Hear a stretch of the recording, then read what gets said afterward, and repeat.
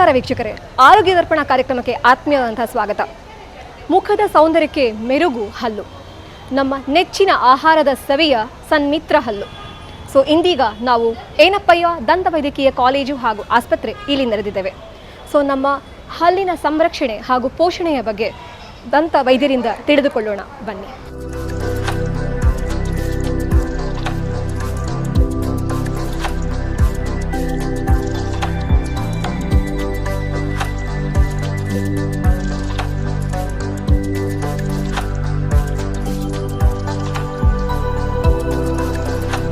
ಏನಪ್ಪಯ್ಯ ದಂತವೈದ್ಯಕೀಯ ಕಾಲೇಜಿನ ಪ್ರಾಂಶುಪಾಲರಾದಂತಹ ಡಾಕ್ಟರ್ ಲಕ್ಷ್ಮೀಕಾಂತ್ ಛಾತ್ರ ಇವರು ಇವತ್ತು ನಮ್ಮೊಂದಿಗಿದ್ದಾರೆ. ಅವರಿಗೆ ನಮ್ಮ ಆರೋಗ್ಯ ದರ್ಪಣ ಕಾರ್ಯಕ್ರಮಕ್ಕೆ ಆತ್ಮೀಯವಾದಂತಹ ಸ್ವಾಗತ ಸರ್. ನಮಸ್ಕಾರ ಸರ್. ಫಸ್ಟಿಗೆ ನಿಮಗೆ ಅಭಿನಂದನೆಗಳು ಸರ್. ನೂತನ ಪ್ರಾಂಶುಪಾಲರಾಗಿ ನೀವು ಅಧಿಕಾರವನ್ನು ಸ್ವೀಕರಿಸಿದ್ದೀರಾ. ಈ ಶುಭ ಸಂದರ್ಭದಲ್ಲಿ ನಿಮಗೆ ಆತ್ಮೀಯವಾದಂತಹ ಅಭಿನಂದನೆಗಳು. ನಮಸ್ಕಾರ, ಥ್ಯಾಂಕ್ ಯು ಸರ್. ಇವಾಗ ನಮ್ಮ ಏನಪ್ಪಯ್ಯ ದಂತವೈದ್ಯಕೀಯ ಕಾಲೇಜು NIRF ಪ್ರಕಾರ ಯಾವ ಸ್ಥಾನದಲ್ಲಿದೆ ಅಂತ ತಿಳ್ಕೊಳ್ಬೋದಾ? ನಮ್ಮ ಕಾಲೇಜು 23ನೇ ಸ್ಥಾನದಲ್ಲಿದೆ ಈಗ NIRF ರ್ಯಾಂಕಿಂಗ್ ಪ್ರಕಾರ. ಅದು ನಮ್ಮದು ಎಸ್ಟಾಬ್ಲಿಷ್ ಆಗಿರುವಂಥದ್ದು 1992 1992ರಲ್ಲಿ ನಮ್ಮ ಕಾಲೇಜ್ ಎಸ್ಟಾಬ್ಲಿಷ್ ಆಗಿ ಕ್ರಮೇಣವಾಗಿ ಹಂತ ಹಂತವಾಗಿ ನಾವು ಈ ಸ್ಥಿತಿಗೆ ತಲುಪಿದ್ದೇವೆ. ಈಗ 40 ಸೀಟಿಂದ 60 ಸೀಟು, 60 ಸೀಟಿಂದ 100 ಸೀಟುಗಳು ಅಂಡರ್ ಗ್ರ್ಯಾಜುಯೇಟ್ಸಿಗೆ BDS ಲೆವೆಲಲ್ಲಿ, ಮತ್ತು MDS 99ರಲ್ಲಿ ನಾವು ಶುರು ಮಾಡಿ 2014ರಲ್ಲಿ ಫುಲ್ಲು ಸೀಟು, ಏನು ದಂತ ವೈದ್ಯಕೀಯ ಪರಿಷತ್ತು ನಮಗೆ ಎಷ್ಟು ಸೀಟು ಕೊಡ್ತದೋ ಪೋಸ್ಟ್ ಗ್ರ್ಯಾಜುಯೇಷನ್ನಲ್ಲಿ ಅಷ್ಟು ಸೀಟನ್ನು ನಾವು 2014ರಲ್ಲಿ ತಗೊಂಡು ಬಂದಿದ್ದೇವೆ. ಹಾಗಾಗಿ NIRF ರ್ಯಾಂಕಿಂಗು ಖಾಲಿ ಸೀಟ್ ಮೇಲೆ ಹೊಂದ್ಕೊಂಡಿಲ್ಲ, ಇನ್ಫ್ರಾಸ್ಟ್ರಕ್ಚರ್ ಏನಿದೆ, ಏನು ಮೆಟೀರಿಯಲ್ ಉಪಯೋಗಿಸ್ತೇವೆ, ನಾವು ಹೇಗೆ ಕಲಿಸಿಕೊಡ್ತೇವೆ ಮಕ್ಕಳಿಗೆ, ಎಷ್ಟು ಔಟ್ಕಮ್ ಇದೆ, ಮಕ್ಕಳು ಪಾಸಾದವರು ಅವರು ಈಗ ಇಂಡಸ್ಟ್ರಿಯಲ್ಲಿ ವರ್ಕ್ ಮಾಡಲಿಕ್ಕೆ ಸಾಧ್ಯತೆ ಉಂಟಾ ಇಲ್ಲವ, ಇದ್ರ ಮೇಲೆ ಹೊಂದ್ಕೊಂಡು ರ್ಯಾಂಕಿಂಗ್ ಕೊಡ್ತಾರೆ. ಇದು ಆಲ್ ಇಂಡಿಯಾ ರ್ಯಾಂಕಿಂಗ್, ಅದರಲ್ಲಿ 23 ಬಂದದಕ್ಕೆ ನಮಗೆ ಭಾಳ ಹೆಮ್ಮೆ. ಇನ್ನೂ ಜಾಸ್ತಿ ಅಂದರೆ ಕಡಿಮೆ ಲೆವೆಲಿಗೆ ಬರಲಿಕ್ಕೆ ಒತ್ತಾಯ ಮಾಡ್ತಾ ಇದ್ದೇವೆ ನಮ್ಮ ಸ್ಟಾಫ್ಗಳಲ್ಲಿ. ಅದು ಕ್ರಮೇಣ ಆಗ್ಬೋದು, ವಿತಿನ್ 2 to 3 ಇಯರ್ಸ್ನಲ್ಲಿ ನಮ್ಮ ಚಾನ್ಸ್ ಇದೆ ಅಂತ ಅನಿಸ್ತಾ ಇದೆ. ನಮ್ಮ ಇಂಡಿಯಾದಲ್ಲಿ ಇವಾಗ ಡೆಂಟಲ್ ಎಜುಕೇಷನ್ ಬಗ್ಗೆ ನಿಮ್ಮ ಅಭಿಪ್ರಾಯ ಏನು ಸರ್? ಡೆಂಟಲ್ ಎಜುಕೇಷನ್ನು ಭಾಳಷ್ಟು ಜನರು ಮಾತಾಡ್ತಾ ಇದ್ದಾರೆ. ಡೆಂಟಲ್ ಎಜುಕೇಷನ್ ಇದರಲ್ಲಿ ಜಾಯಿನ್ ಆಗ್ತಾ ಇಲ್ಲ ಮಕ್ಕಳು, ಕೆಲವು ವರ್ಷಗಳಿಂದ ಜಾಯಿನ್ ಆಗ್ತಾ ಇಲ್ಲ. ಹಾಗಾಗಿ ಏನು ವಿಷಯ ಇರ್ಬೋದು ಅಂತ ನಮ್ಮ ಪಾಪ್ಯುಲೇಷನ್ನಿಗೆ, ನಮ್ಮ ಈ ಜನಸಂಖ್ಯೆಗೆ ಈಗ ನೋಡಲಿಕ್ಕೆ ಹೋದರೆ ಡೆಂಟಲ್ ಡಾಕ್ಟರ್ಸ್ಗಳು ಭಾಳ ಕಡಿಮೆ, ತುಂಬ ಕಡಿಮೆ ಅಂತಲೇ ಹೇಳ್ಬೋದು. ಒಂದಕ್ಕೆ 10,000 or 20,000 ಇದೆ ಈಗ. ಬೇರೆ ದೇಶಕ್ಕೆ, ಪಾಶ್ಚಾತ್ಯ ದೇಶಕ್ಕೆ ನೀವು ಕಂಪೇರ್ ಮಾಡಿದರೆ ನಮ್ಮದು ಭಾಳಷ್ಟು ಕಡಿಮೆ. ಆದರೆ ಒಂದೇ ಒಂದು ಪ್ರಾಬ್ಲಮ್ ಅಂತ ಹೇಳಿದರೆ ಎಲ್ಲ ಡೆಂಟಿಸ್ಟ್ ಪಾಸಾದವರು ಸಿಟಿಯಲ್ಲಿಯೇ ಪ್ರಾಕ್ಟೀಸ್ ಮಾಡ್ತಾ ಇದ್ದಾರೆ. ಯಾಕೆಂತ ಹೇಳಿದರೆ ಎಸ್ಟಾಬ್ಲಿಷ್ಮೆಂಟ್ಸ್ ಕಾಸ್ಟ್ ಅಂತ ಹೇಳ್ತಾರೆ, ಏನು ವ್ಯವಸ್ಥಾಪನೆ ಮಾಡಲಿಕ್ಕೆ ಕ್ಲಿನಿಕ್ಕು ಕಾಸ್ಟು ತುಂಬ ಹೈ ಆಗಿರುತ್ತೆ. ಅದು ಈ ನಾರ್ಮಲ್ ಪಾಪ್ಯುಲೇಷನ್ನು ಏನು ಈ ಮೆರಿಟಲ್ಲಿ ಪಾಸಾಗಿರ್ತಾರೆ, financially not well to do ಪೀಪಲಿಗೆ ಭಾಳ ಕಷ್ಟ ಈ ಕ್ಲಿನಿಕ್ ಓಪನ್ ಮಾಡಲಿಕ್ಕೆ. ಮತ್ತು ಈ ಮೆಟೀರಿಯಲ್ಗಳು ಕಾಸ್ಟ್ಲಿ. ಈ ಏನು ಪೇಷಂಟ್ ನಿಮಗೆ ಬರ್ತಾರೆ ಟ್ರೀಟ್ಮೆಂಟಿಗೆ, ಅವರಿಗೆ ನಮ್ಮದು ಪ್ರೈಸ್ ಹೇಳಿದ ಕೂಡಲೇ ಅವರಿಗೆ ಬೇಜಾರಾಗಿ ಬರ್ತದೆ, ಏನು ಡಾಕ್ಟ್ರೆ ಇಷ್ಟು ಜಾಸ್ತಿ ಇದೆ ಅಂತ. ಆದರೆ ಅದು ಮೆಟೀರಿಯಲ್ ಎಲ್ಲ ಹೊರಗಡೆಯಿಂದ ತರುವಾದ ಮೆಟೀರಿಯಲ್ ಆದ್ದರಿಂದ ಕಾಸ್ಟ್ ಇನ್ಕ್ರೀಸ್ ಮಾಡಲೇಬೇಕು, ಇಲ್ಲದಿದ್ದರೆ ಸರ್ವೈವಲ್ ಆಗಲ್ಲ.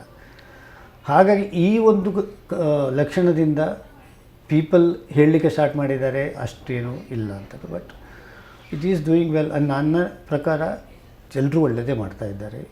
ಜಾಯಿನ್ ಆದವರು, ಪ್ರಾಕ್ಟೀಸ್ ಮಾಡೋರು ಎಲ್ಲರೂ ಒಳ್ಳೆ ರೀತಿಯಲ್ಲಿ ಪ್ರಾಕ್ಟೀಸ್ ಆಗ್ತಾಯಿದೆ. ಅವೇರ್ನೆಸ್ ಅನ್ನುವಂಥದ್ದು ಸ್ವಲ್ಪ ಕಡಿಮೆ ಇದೆ.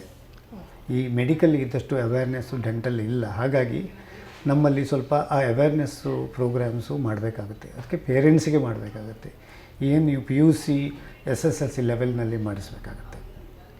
ನಾಟ್ ಓನ್ಲಿ ಟು ದ ಸ್ಟೂಡೆಂಟ್ಸಿಗೆ ಮಾತ್ರ ಅಲ್ಲ, ಈವನ್ ಪೇರೆಂಟ್ಸಿಗೂ ಕೂಡ ಮಾಡಬೇಕಾಗುತ್ತೆ. ಆ ಲೆಕ್ಕದಲ್ಲಿ ನಾವು ಇನ್ನೊಂದು 10 ಇಯರ್ಸಲ್ಲಿ ಒಂದು ಸ್ಥಿತಿಗೆ ಬರ್ಬೋದು ಅಂತ ಅನಿಸ್ತಾ ಇದೆ.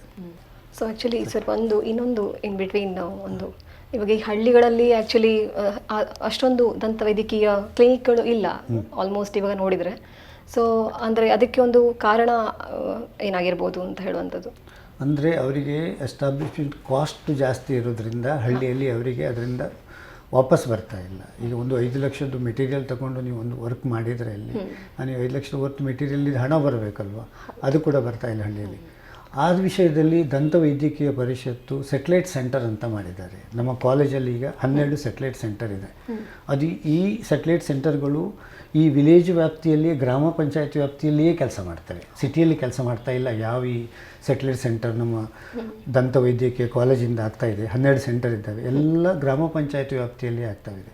ಆ ಲೆಕ್ಕದಲ್ಲಿ ನಾವು ದಂತವೈದ್ಯಕೀಯ ಸೇವೆಯನ್ನು ಕೊಡ್ತಾ ಇದ್ದೇವೆ ಗ್ರಾಮದಲ್ಲಿ. ದೋ ಅಲ್ಲಿ ಡೆಂಟಿಸ್ಟ್ ಇಲ್ಲದೇ ಇದ್ದರೂ ಕೂಡ ಈ ವೈದ್ಯಕೀಯ ಸೇವೆ ನಾವು ಕೊಡ್ತಾ ಇದ್ದೇವೆ. ಹಾಗಾಗಿ ಆ ಲೆವೆಲ್ನಲ್ಲಿ ಅದು ಫ್ರೀ, ಚಾರ್ಜಸ್ ಏನೂ ಮಾಡ್ತಾ ಇಲ್ಲ. ನಾವು ಹೋಗಿ ಪ್ರತಿ ವಾರದಲ್ಲಿ ಒಮ್ಮೆ ಹೋಗಿ ವೈದ್ಯಕೀಯ ಚಿಕಿತ್ಸೆ ಕೊಟ್ಟು ಬರ್ತೇವೆ. ಯಾರು ಈಗ ಬಿಲೋ ಪವರ್ಟಿ ಲೈನ್ ಅಂತ ಹೇಳ್ತಾರೆ ಅಂಥವ್ರು ಬಂದರೆ ಕಾಲೇಜಿಗೆ ಬಂದರೂ ಇಟ್ ಇಸ್ ಫ್ರೀ, ಅಲ್ಲಿ ಕೂಡ ಫ್ರೀನೇ. ಸೊ ಆ ಲೆಕ್ಕದಲ್ಲಿ ನಾವೀಗ ದಂತವೈದ್ಯಕೀಯ ಸೇವೆ ವಿಲೇಜಿಗೆ ಹೊರಡಿಸಿದ್ದೇವೆ. ಇಲ್ಲಿಂದ ಖಾಲಿ ಸಿಟಿಯಲ್ಲಿ ಏನೂ ಇಲ್ಲ. ಸಿಟಿಯಲ್ಲಿ ಕಾನ್ಸಂಟ್ರೇಟ್ ಆಗಿದ್ದಾರೆ, ನೀವು ಹೇಳಿದ್ದು ಸರಿ. ಪೆರಿಫೆರಲ್ ಸೆಂಟರ್ನಲ್ಲಿ ಕಡಿಮೆ ಇದ್ದಾರೆ, ಗ್ರಾಮ ವ್ಯವಸ್ಥೆಯಲ್ಲಿ ಸಣ್ಣ ಇದ್ದಾರೆ. ಇನ್ನೊಂದು ಕಾರಣ ಏನು ಅಂತ ಹೇಳಿದರೆ ಎಲೆಕ್ಟ್ರಿಸಿಟಿ ಪ್ರಾಬ್ಲಮ್. ನಮ್ಮದು ಎಲ್ಲ ಮಿಷಿನ್ಗಳು ರನ್ ಆಗೋದು ಎಲೆಕ್ಟ್ರಿಸಿಟಿಯಲ್ಲಿ. ಈಗ ಫ್ರೀ ಫ್ಲಕ್ಚುಯೇಟಿಂಗ್ ಎಲೆಕ್ಟ್ರಿಸಿಟಿ ಆದ ಕೂಡ ನಮ್ಮದು ಎಲ್ಲ ಸೆನ್ಸಿಟಿವ್ ಇನ್ಸ್ಟ್ರೂಮೆಂಟ್ಸ್ ಎಲ್ಲ ಬರ್ನೆ. ಅದು cost of repair is too high. ಈ ಕಾರಣದಿಂದ ಏನೋ ಜನರು ಅಲ್ಲಿಂದ ಹೋಗ್ತಾ ಇಲ್ಲ. ಆದರೆ ಈಗ ನೀವು ಈ ಕುಂದಾಪುರ ಸೈಡ್, ಉಡುಪಿ ಡಿಸ್ಟಿಕ್ನಲ್ಲಿ ಹೋಗಿ ನೋಡಿದರೆ ಸಾಧಾರಣವಾಗಿ ಎಲ್ಲ ಕಡೆ ಪೆನಿಟ್ರೇಟ್ ಆಗಿದ್ದಾರೆ ಡೆಂಟಿಸ್ಟು. ಸಣ್ಣ ಸಣ್ಣ ಟೌನಲ್ಲಿ ಕೂಡ ಡೆಂಟಿಸ್ಟ್ ಇದ್ದಾರೆ.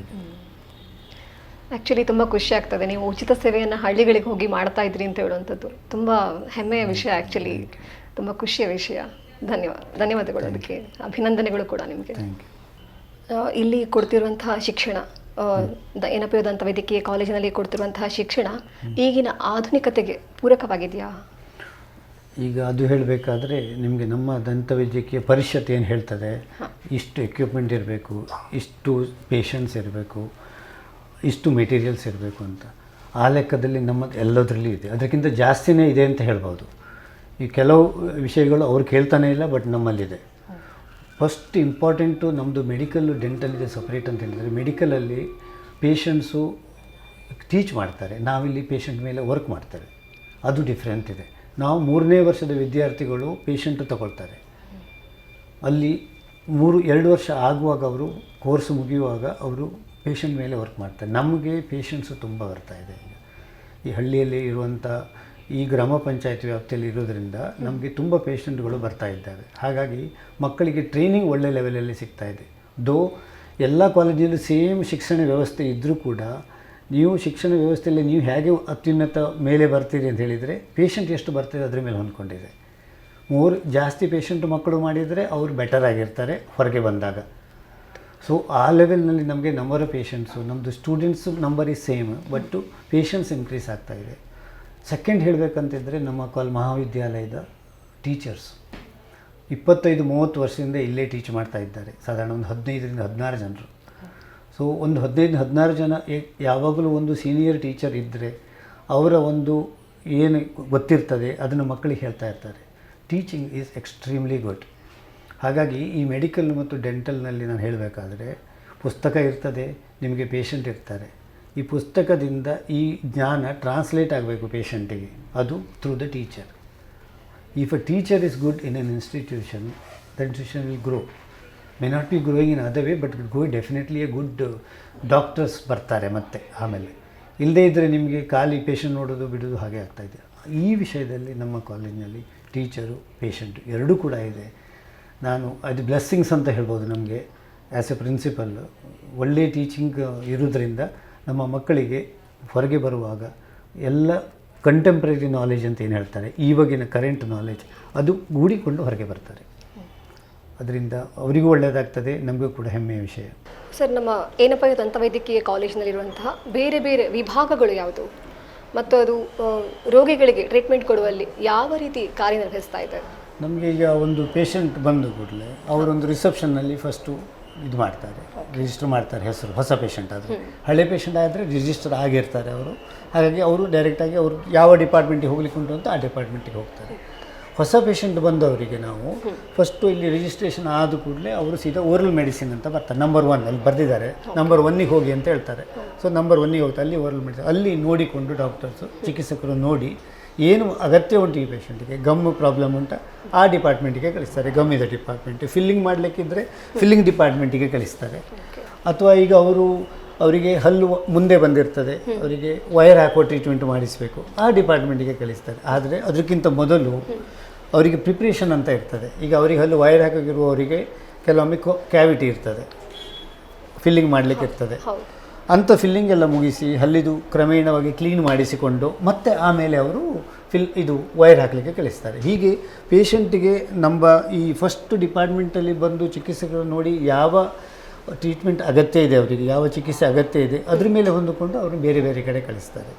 ನಮ್ಮಲ್ಲಿ 1 ಜನ ಮೇ ಹೆಲ್ಪ್ ಯು ಅಂತ ಇಟ್ಟಿದ್ದೇವೆ. ಅವರು ಇನ್ ಕೇಸ್ ಯಾರಿಗಾದರೂ ಗೊತ್ತಾಗಲಿಲ್ಲ ಅಂತಾದರೆ, ಎಲ್ಲಿಗೆ ಹೋಗಬೇಕು ಅಂತ ಗೊತ್ತಾಗದಿದ್ದರೆ ಅವರು ಅವರಿಗೆ ಹೆಲ್ಪ್ ಮಾಡಿ ಕಳಿಸ್ತಾರೆ. ಕೆಲವೊಮ್ಮೆ ಇಲ್ಲಿಗೆ ಕೂಡ ಪೇಷಂಟ್ ಬರ್ತಾರೆ, ಆಫೀಸಿಗೆ ಬಂದು ಕೇಳ್ತಾರೆ. ಆ ಲೆಕ್ಕದಲ್ಲಿ ಪೇಷಂಟು ಮಾಡ್ತೇವೆ. ನಮ್ಮದು ಒಂದು 200-250 ಚೇರ್ಗಳಿದ್ದಾವೆ. ಎಟ್ ಎ ಟೈಮ್ 250 ಪೇಷಂಟು ಕೂಡ ನೋಡ್ಬೋದು, ಅಂಥ ಅವಕಾಶಗಳು ಇದ್ದಾವೆ. ಓಕೆ, ಎನಿ ಟೈಮ್ ಡಿಪಾರ್ಟ್ಮೆಂಟಲ್ಲಿ ಜನ ಇದ್ದೇ ಇರ್ತಾರೆ ಟ್ರೀಟ್ಮೆಂಟ್ ಮಾಡಲಿಕ್ಕೆ. ಹಾಗಾಗಿ ಅವರಿಗೆ ವಿಶೇಷವಾಗಿ ಅವರಿಗೆ ನನಗೆ ಎಲ್ಲಿ ಹೋಗೋದು ಅಂತ ಗೊತ್ತಾಗೋದಿಲ್ಲ ಅಂತ ಕಾರ್ಯಕ್ರಮಗಳು ಕಡಿಮೆ. ಯಾಕೆಂದರೆ ಅವರಿಗೆ ಏನು ಚಿಕಿತ್ಸೆ ಬೇಕು ಆ ಚಿಕಿತ್ಸೆಗಳು ಮಾಡಲಿಕ್ಕಾಗ್ತದೆ. ಕೆಲವೊಮ್ಮೆ ಈ ಪೇಷಂಟ್ಗಳು ಮಲ್ಟಿಪಲ್ ಟ್ರೀಟ್ಮೆಂಟ್ ಅಂತ ಹೇಳ್ತಾರೆ. ಒಂದು ಟ್ರೀಟ್ಮೆಂಟ್ ಮುಗಿದ ಮೇಲೆ ಮತ್ತೆರಡು ಮಾಡಿಬಿಟ್ಟು ಹೋಗ್ತಾ ಇರ್ತಾರೆ. ಅಂಥದಕ್ಕೆ ಅವಕಾಶಗಳು ಸ್ವಲ್ಪ ಕಡಿಮೆ. ಯಾಕೆಂತ ಹೇಳಿದರೆ ಬೇರೆ ಬೇರೆ ಪೇಷಂಟಿಗೆ ಬೇರೆ ಬೇರೆ ಥರದಲ್ಲಿ ಟೈಮಿಂಗು ಕೊಟ್ಟಾಗ ಆ ಪೇಷಂಟನ್ನು ನಾವು ತೊಗೊಳ್ಬೇಕಾಗತ್ತೆ.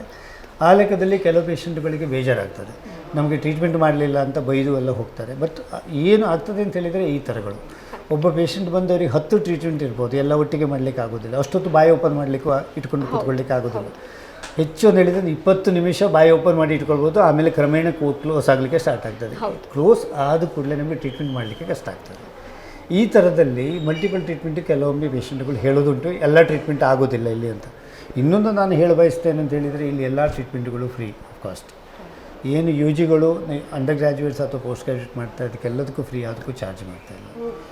ಕೆಲವೊಂದಕ್ಕೆ ಚಾರ್ಜ್ ಮಾಡ್ತಾ ಇದ್ದೇವೆ ಅಂದರೆ ಎಕ್ಸ್ರೇ ಬೈ ಅವರು ನಮ್ಮ AERB ರೂಲ್ಸ್ ಪ್ರಕಾರ ಚಾರ್ಜ್ ಮಾಡಲೇಬೇಕು. ಇಲ್ಲದಿದ್ದರೆ ಮಿಸ್ಯೂಸ್ ಆಗ್ತದೆ ಅನ್ನುವಂಥ ಕಾರ್ಯಕ್ರಮದಿಂದ ಅದಕ್ಕೆ ಚಾರ್ಜ್ ಮಾಡ್ತಾಯಿದ್ದು. ಅದು ಬಿಟ್ಟರೆ ಮತ್ತು ಯಾವುದಕ್ಕೂ ಚಾರ್ಜಸ್ ಇಲ್ಲ, ಎಲ್ಲದೂ ಫ್ರೀ ಆಫ್ ಟ್ರೀಟ್ಮೆಂಟ್ ಇದೆ. ಅದರ BPL card holder not BPL card, we don't ask anything. ನಾವು ಏನೂ ಕೇಳ್ತಾ ಇಲ್ಲ ಪೇಷಂಟಿಗೆ ಪೇಷಂಟ್ ಈಸ್ ಎ ಪೇಷಂಟ್ ಅಷ್ಟೇ, ಅದಕ್ಕಿಂತ ಜಾಸ್ತಿ ಏನೂ ಇಲ್ಲ. ಎಲ್ಲ ಟ್ರೀಟ್ಮೆಂಟ್ಗಳು ಫ್ರೀ ಆಗಿ ಆಗ್ತವೆ. ಈಗ ರಿಚ್ ಪೀಪಲಿಗೆ ಒಂದು ಸ್ಪೆಷಲೈಸೇಷನ್ ಏನಾದರೂ ಸ್ಪೆಷಲ್ ವಾರ್ಡ್ ಅಥವಾ special treatment, poor people BPL card ಹೋಲ್ಡರ್ಸಿಗೆ ಒಂದು ಥರದ ನಾವು ಎಲ್ಲರಿಗೂ ಒಂದೇ ಥರದ ಟ್ರೀಟ್ಮೆಂಟು ಮಾಡಿಸ್ತಾ ಇದ್ದೇವೆ ಈ ಇದರಲ್ಲಿ. ಈಗ ಕೆಲವರಿಗೆ ಇವತ್ತೇ ಮಾಡಬೇಕು ಅಂತ ಹೇಳ್ತಾರೆ, ನಾನು ರೆಡಿ ಟು ಪೇ ಅಂತ ಹೇಳ್ತೇವೆ, ಅದಕ್ಕೂ ಕೂಡ ಒಂದು ಅವಕಾಶ ಮಾಡಿಟ್ಟಿದ್ದೇವೆ.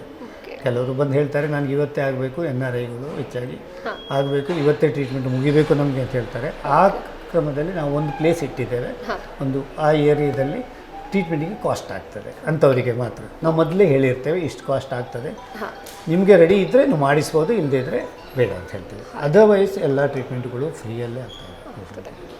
ಸಮಾನವಾದ ಟ್ರೀಟ್ಮೆಂಟು, ಸಮಾನವಾದ ಫೈನಾನ್ಷಿಯಲ್ ಅಸಿಸ್ಟೆನ್ಸ್. ಹಾಗೆ ಭಾರತದಲ್ಲಿ ಹಲವಾರು ದಂತವೈದ್ಯಕೀಯ ಕಾಲೇಜುಗಳಿವೆ. ಈಗ ಏನಪ್ಪಯ್ಯ ದಂತವೈದ್ಯಕೀಯ ಕಾಲೇಜು ಉಳಿದೆಲ್ಲ ಕಾಲೇಜುಗಳಿಗಿಂತ ಹೇಗೆ ಭಿನ್ನವಾಗಿದೆ ಸರ್? ಈಗ ಭಾರತದಲ್ಲಿರುವಂಥ ಎಲ್ಲ ಕಾಲೇಜುಗಳಿಗೂ ಕಮ್ ಅಂಡರ್ ದ ಸೇಮ್, ಅದು ಏನು ದಂತ ವೈದ್ಯಕೀಯ ಪರಿಷತ್ ಅಂತ ಇದೆ, ಡೆಂಟಲ್ ಕೌನ್ಸಿಲ್ ಆಫ್ ಇಂಡಿಯಾ, ಅದರಡಿಗಡೆ ಬರ್ತದೆ. ಬೇಸಿಕ್ಕು ಎಲ್ಲ ಕಾಲೇಜಿನಲ್ಲಿ ಸೇಮ್ ಇರ್ತದೆ. ನಾವು ಏನು ಟೀಚ್ ಮಾಡ್ತಾ ಇರೋದು ಅದು ಡಿಪೆಂಡಿಂಗ್ ಅಪಾನ್ ಯುವರ್ ಕಾಲೇಜ್. ನಮ್ಮ ದಂತ ವೈದ್ಯಕೀಯ ಕಾಲೇಜಿನಲ್ಲಿ ನಾನು ಮೊದಲೇ ಹೇಳಿರುವಂತೆ ನಮ್ಮಲ್ಲಿ 25 ವರ್ಷದಿಂದ ಟೀಚ್ ಮಾಡುವಂಥ ಅಟ್ಲೀಸ್ಟ್ 15 ಜನ ಇದ್ದಾರೆ. ಅವರ ಗೈಡೆನ್ಸಲ್ಲಿ ನಾವು ಒಳ್ಳೆ ರೀತಿಯಲ್ಲಿ ಮಕ್ಕಳಿಗೆ ಹೇಳಿಕೊಡ್ತಾ ಇದ್ದೇವೆ. ನಾನು ಮೊದಲಿಂದ ಹೇಳ್ತಾ ಇದ್ದಾಗೆ ನಾವು ಹೇಳಿಕೊಡೋದು ಮಕ್ಕಳಿಗೆ ಭಾಳ ಇಂಪಾರ್ಟೆಂಟ್ ಡೆಂಟಲಲ್ಲಿ. ಯಾಕೆಂದರೆ ಸೂಪರ್ವಿಷನ್ನಲ್ಲಿ ಅವರು ವರ್ಕ್ ಮಾಡುವಂಥದ್ದು, ಅದು ನಾವು ಹೇಳಿಕೊಡದೇ ಇದ್ದರೆ ಅದಾಗೋದಿಲ್ಲ. ಎರಡನೇದಾಗಿ ನಮ್ಮಲ್ಲಿ ಪೇಷಂಟು, ಈಗ ನಾವು ಹೇಳಿಕೊಡ್ಬೇಕಾದ್ರೆ ಪೇಷಂಟ್ ಇರಬೇಕು. ಪೇಷಂಟ್ ಇಲ್ಲದೇ ಇದ್ದರೆ ಹೇಳಿಕೊಡುವ ಚಾನ್ಸಸ್ ಭಾಳ ಕಡಿಮೆ. ಈ ಎಲ್ಲ ಕಾರ್ಯಕ್ರಮದಿಂದ ನಮಗೆ ಈ ಹೇಳಿಕೊಟ್ಟು ಈ ಪೇಷಂಟಿಂದ ಮತ್ತು ಹೇಳಿಕೊಡುವ ಟೀಚರಿಂದ ನಮ್ಮ ಕಾಲೇಜು ಬೇರೆ ಕಾಲೇಜಿಗಿಂತ ಭಿನ್ನವಾಗಿದೆ ಅಂತ ನಾನು ಹೇಳ್ತೀನಿ. ಮೂರನೇದಾಗಿ ನಮ್ಮದು ಅಂತೇಳಿ ಸೆಟ್ಲೈಟ್ ಸೆಂಟರ್ಸ್. ನಾನು ಹೇಳಿದ್ದೇನೆ, ಗ್ರಾಮದಲ್ಲಿ ತುಂಬ ಸೆಟ್ಲೈಟ್ ಸೆಂಟರ್ ಓಪನ್ ಮಾಡಿ ಅವೇರ್ನೆಸ್ಸು ಮತ್ತು ಟ್ರೀಟ್ಮೆಂಟು ಮಾಡ್ತಾ ಇದ್ದೇವೆ. ಅದು ಹೆಚ್ಚಿದ ಸಿಟಿಯಲ್ಲಿರುವಂಥ ಕಾಲೇಜುಗಳಲ್ಲಿ ಇಲ್ಲ. ನಮ್ಮದು ಗ್ರಾಮದಲ್ಲಿರುವಂಥ ಕಾಲೇಜ್ ಆದ್ದರಿಂದ ನಮಗೆ ಇದೊಂದು ಅನುಕೂಲ. ಮತ್ತು ನಮ್ಮ ಸ್ಟೂಡೆಂಟ್ಸಿಗೆ ಕೂಡ ಹೆಚ್ಚಿನ ಒಂದು ಏನು ಅಬ್ಸರ್ವೇಷನ್ನು ಸಿಗ್ತದೆ ಅಂತ ನನಗೆ ಅನಿಸ್ತಾ ಇದೆ ಬೇರೆ ಎಲ್ಲ ಕಾಲೇಜಿಗೆ ಕಂಪೇರ್ ಮಾಡಿದರೆ. ಥರ್ಡ್ ಅಂತ ಹೇಳಿದರೆ ಮೆರಿಟೋರಿಯಸ್. ನಮ್ಮಲ್ಲಿ ನಾವೊಂದು ಮಕ್ಕಳಿಗೆ ಇದು ಮಾಡಲೇಬೇಕು ಅಂತ ಹೇಳ್ತಾ ಇದ್ದೇವೆ. ಅದು ದಂತ ವೈದ್ಯಕೀಯ ಪರಿಷತ್ತು ಕೇಳ್ತಾ ಇಲ್ಲ ನಮಗೆ ಮಾಡಲಿಕ್ಕೆ, ಬಟ್ ನಾವು ಮಾಡಲೇಬೇಕು, ಇಲ್ಲದಿದ್ದರೆ ನಿಮಗೆ ಪರೀಕ್ಷೆ ಕೂರ್ಕೊಳ್ಳಿಕ್ಕೆ ಆಗೋದಿಲ್ಲ ಅಂತ ಹೇಳ್ತಾರೆ. ಅದು ಒಂದು ಅವಶ್ಯಕತೆಗಳು. ಒಂದಂತ ಹೇಳಿದರೆ ದಿ ಜರ್ನಲಲ್ಲಿ ಪಬ್ಲಿಷ್ ಮಾಡುವಂಥದ್ದು, ಕಾನ್ಫರೆನ್ಸ್ಗಳಿಗೆ ಹೋಗಿ ಪ್ರೆಸೆಂಟ್ ಮಾಡುವಂಥದ್ದು. ಇದೆಲ್ಲ ಬೇರೆ ಕಾಲೇಜಿನಲ್ಲಿ ಬೇರೆ ಕಾಲೇಜ್ ಕಂಪಲ್ಸರಿ ಅಂತೇನಿಲ್ಲ, ನಮ್ಮಲ್ಲಿ ಇದು ಕಂಪಲ್ಸರಿ ಮಾಡಲೇಬೇಕು. ಹಾಗಾಗಿ ಮಕ್ಕಳಿಗೆ ಓಪನ್ನಾಗಿ ತುಂಬ ಕೆಲಸಗಳು ಸಿಗ್ತಾಯಿದೆ.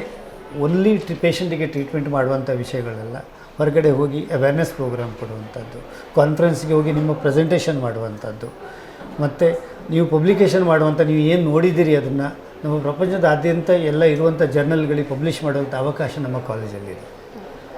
ಇದು ಒಂದು ನಮ್ಮ ಹೆಮ್ಮೆಯ ವಿಷಯ. ಇನ್ನೊಂದು ಅಂತ ಹೇಳಿದರೆ ನಮಗೆ ಹೊರಗಡೆಯಿಂದ ಫಂಡ್ ಬರ್ತಾ ಇದೆ. So ICMR, Indian council for medical research ಅಂತ ಇದೆ. ನೀವು ರಿಸರ್ಚ್ ಮಾಡಲಿಕ್ಕೆ ಫಂಡ್ ಕೊಡ್ತಾ ಇದೆ. ನಾವು ಅಂಡರ್ ಗ್ರ್ಯಾಜುಯೇಟಿಗೂ ರಿಸರ್ಚ್ ಆ್ಯಕ್ಟಿವಿಟೀಸ್ ಮಾಡ್ತಾ ಇದ್ದೇವೆ, ಪೋಸ್ಟ್ ಗ್ರ್ಯಾಜುಯೇಟ್ಗೂ ರಿಸರ್ಚ್ ಆ್ಯಕ್ಟಿವಿಟೀಸ್ ಮಾಡ್ತಾ ಇದ್ದೇವೆ. ಇದು ನಮ್ಮ 235 ಕಾಲೇಜ್ ಇದ್ದಾಗ ನಮ್ಮ ದೇಶದಲ್ಲಿ, ಅದರಲ್ಲಿ ಎನಿ ಕಾಲೇಜಲ್ಲಿ ಇದು ಮಾಡ್ತಾ ಇದ್ದಾರೆ ನನಗೆ ಅನ್ನಿಸ್ತಾ ಇಲ್ಲ. ನಮ್ಮ ಕಾಲೇಜಲ್ಲಿ ಇವು 3 ಕಾರ್ಯಕ್ರಮಗಳು ನಾನು ಹೇಳಿರೋದು ಬೇರೆ ಕಾಲೇಜಿಗೆ ಕಂಪೇರ್ ಮಾಡಿದರೆ ಭಿನ್ನವಾಗಿದೆ ಅಂತ ಹೇಳಿ ಬಯಸ್ತೇನೆ. ಸೊ ಓವರಾಲ್ ಆಗಿ ಒಂದು ದಂತ ವೈದ್ಯ ಹೊರಗೆ ಹೋಗ್ತಾ ಇದ್ದಾರೆ ಅಂತಂದರೆ, ಸೊ ಓವರಾಲ್ ಆಗಿ ಅವರು ಒಂದು ಸೋಷಿಯಲ್ ಸರ್ವೀಸ್ ಓರಿಯೆಂಟೆಡ್ ಆಗಿ ಅವರನ್ನು ನೀವು ಫುಲ್ಲಿ ರಿಸೋರ್ಸ್ಫುಲ್ ಪರ್ಸನ್ ಆಗಿ ಮಾಡಿ ಕಳಿಸುವಂಥ ಒಂದು ಮಹಾನ್ ಕೆಲಸವನ್ನು ಇಲ್ಲಿ ಮಾಡ್ತಾ ಇದ್ದೀರಿ. ಸೊ ಇದು ಭಿನ್ನವಾಗಿದೆ ಅಂತ ಹೇಳುವಂಥದ್ದು. ಸೊ ನಮ್ಮಲ್ಲಿ ಈಗ ಒಬ್ಬ ಪಾಸಾಗಿ ಹೋದಾಗ ಒಬ್ಬ ವಿದ್ಯಾರ್ಥಿ ಡಾಕ್ಟರ್ ಅಂತ ಟ್ಯಾಗ್ ಬರ್ತದೆ.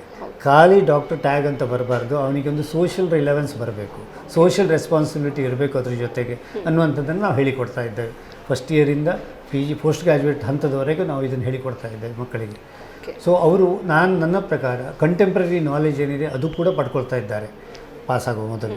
ಹಾಗಾಗಿ ಅವರು ಹೊರಗೆ ಹೋಗುವಾಗ ಅವರು ಇಂಡಸ್ಟ್ರಿ ರೆಡಿ ಅಂತ ಏನು ಹೇಳ್ತಾರೆ ಇಂಗ್ಲೀಷ್ನಲ್ಲಿ, ಅದಕ್ಕೆ ರೆಡಿ ಆಗಿರ್ತಾರೆ. ನಿಜವಾಗ್ಲೂ ಎಫಿಷಿಯೆಂಟ್ ಡಾಕ್ಟರ್ನ ನೀವು ಪ್ರೊಡ್ಯೂಸ್ ಮಾಡ್ತಾ ಇದ್ದೀರ ಸೊಸೈಟಿಗೆ. Actually great job sir, really. ಮತ್ತು ಇನ್ನೊಂದು ವಿಷಯ ಏನಂದರೆ, ನೀವು ಆವಾಗಲೇ ಹೇಳಿದ್ರಿ 15 ಇಯರ್ಸಿಂದ ಇಲ್ಲೇ ಇದ್ದಾರೆ ನಮ್ಮಲ್ಲಿ ಫ್ಯಾಕಲ್ಟೀಸ್ ಎಲ್ಲ, senior and efficient faculties we have ಅಂತ ಹೇಳಿದ್ರಿ. ಸೊ ಹೆಚ್ಚಿನ ಇನ್ಸ್ಟಿಟ್ಯೂಷನಲ್ಲೆಲ್ಲ ನೋಡ್ತೇವೆ 1 ವರ್ಷ 2 ವರ್ಷ ಬಿಟ್ಟು ಹೋಗ್ತಾರೆ.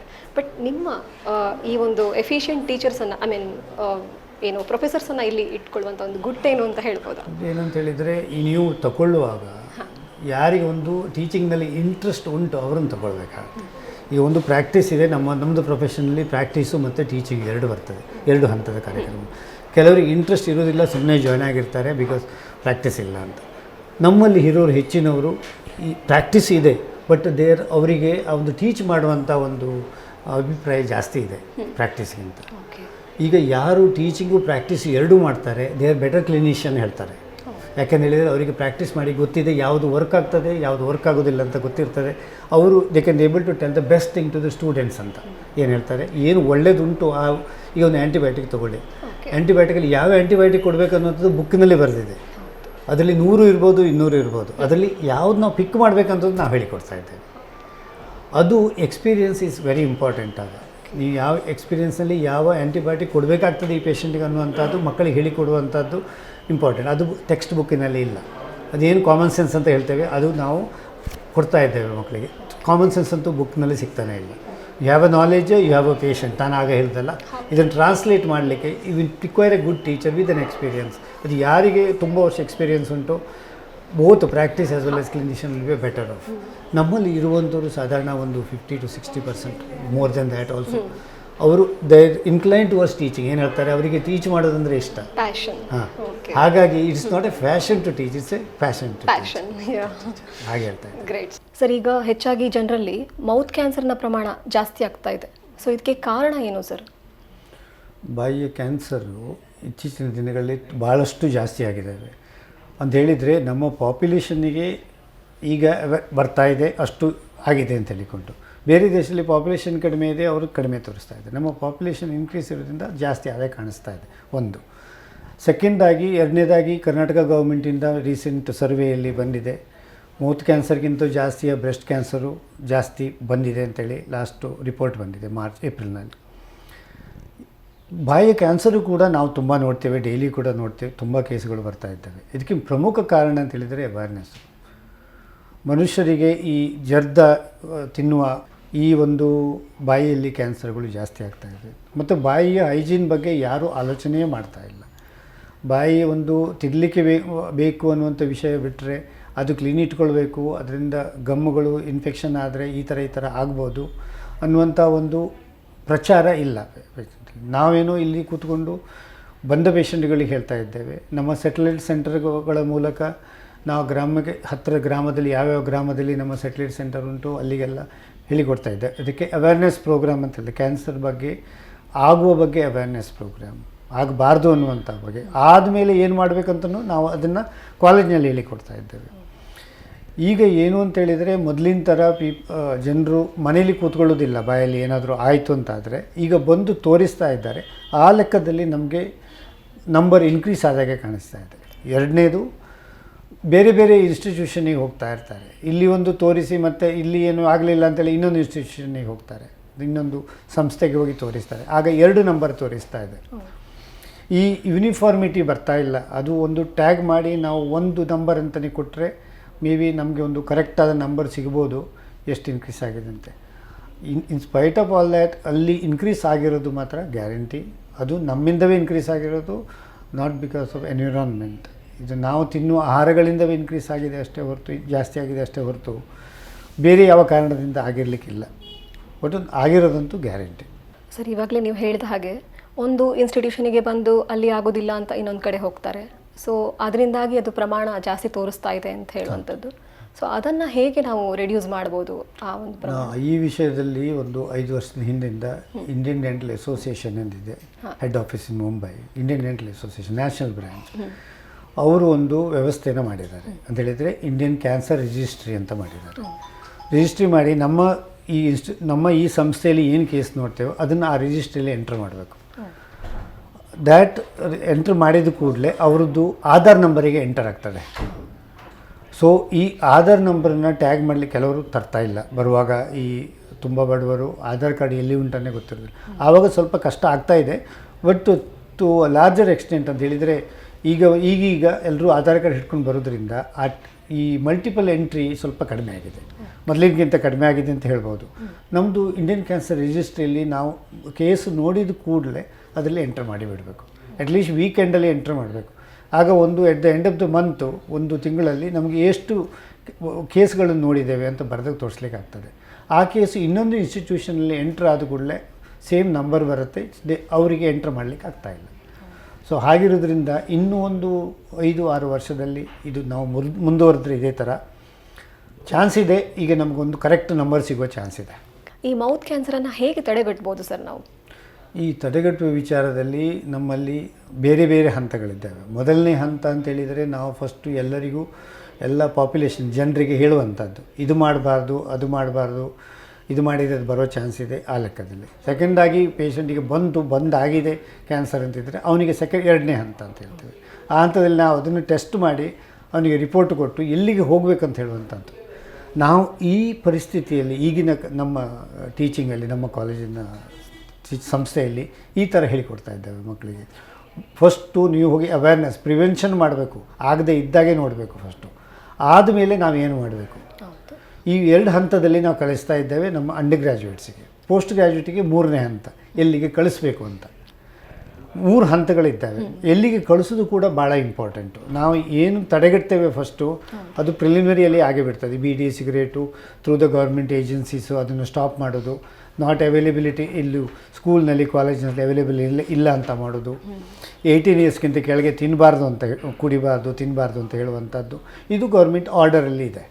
ಅದು ಇಂಪ್ಲಿಮೆಂಟ್ ಆಗ್ತಾ ಇಲ್ಲ ಅಂತ ನಮಗೆ ನೋಡಲಿಕ್ಕೆ ಆಗೋದಿಲ್ಲ. ನಾವು ಅವೇರ್ನೆಸ್ ಕೊಡ್ಬೋದು, ಮಾಡ್ಬೋದು ಅಂತ. 2ನೇ ಹಂತ ಎಲ್ಲಿ ನಮ್ಮಲ್ಲಿಗೆ ಬಂದಾಗ ಕೇಳಿಕೊಂಡು ಬರ್ತಾರೆ, ನಮ್ಮಲ್ಲಿಗೆ ಬಂದಿದೆ, ಕ್ಯಾನ್ಸರ್ ಆಗಿದೆ ಅಂತೇಳಿ. ಆವಾಗ ನಾವು ಏನು ಮಾಡ್ತೇವೆ, ಅದನ್ನೊಂದು ಸಣ್ಣ ಪೀಸನ್ನು ತೆಗೆದು, ಸಣ್ಣ ಟಿಶ್ಯೂವನ್ನು ತೆಗೆದು ಟೆಸ್ಟಿಗೆ ಕಳಿಸಿ ಹೌದಲ್ಲ ಅಂತ ಕನ್ಫರ್ಮ್ ಮಾಡಿಕೊಳ್ತೇವೆ ಮೊದಲೇ. ಮತ್ತು ಆಮೇಲೆ ನಾವು ಪೇಷಂಟಿಗೆ ಹೇಳ್ತೇವೆ. ಇದು 2ನೇ ಹಂತ.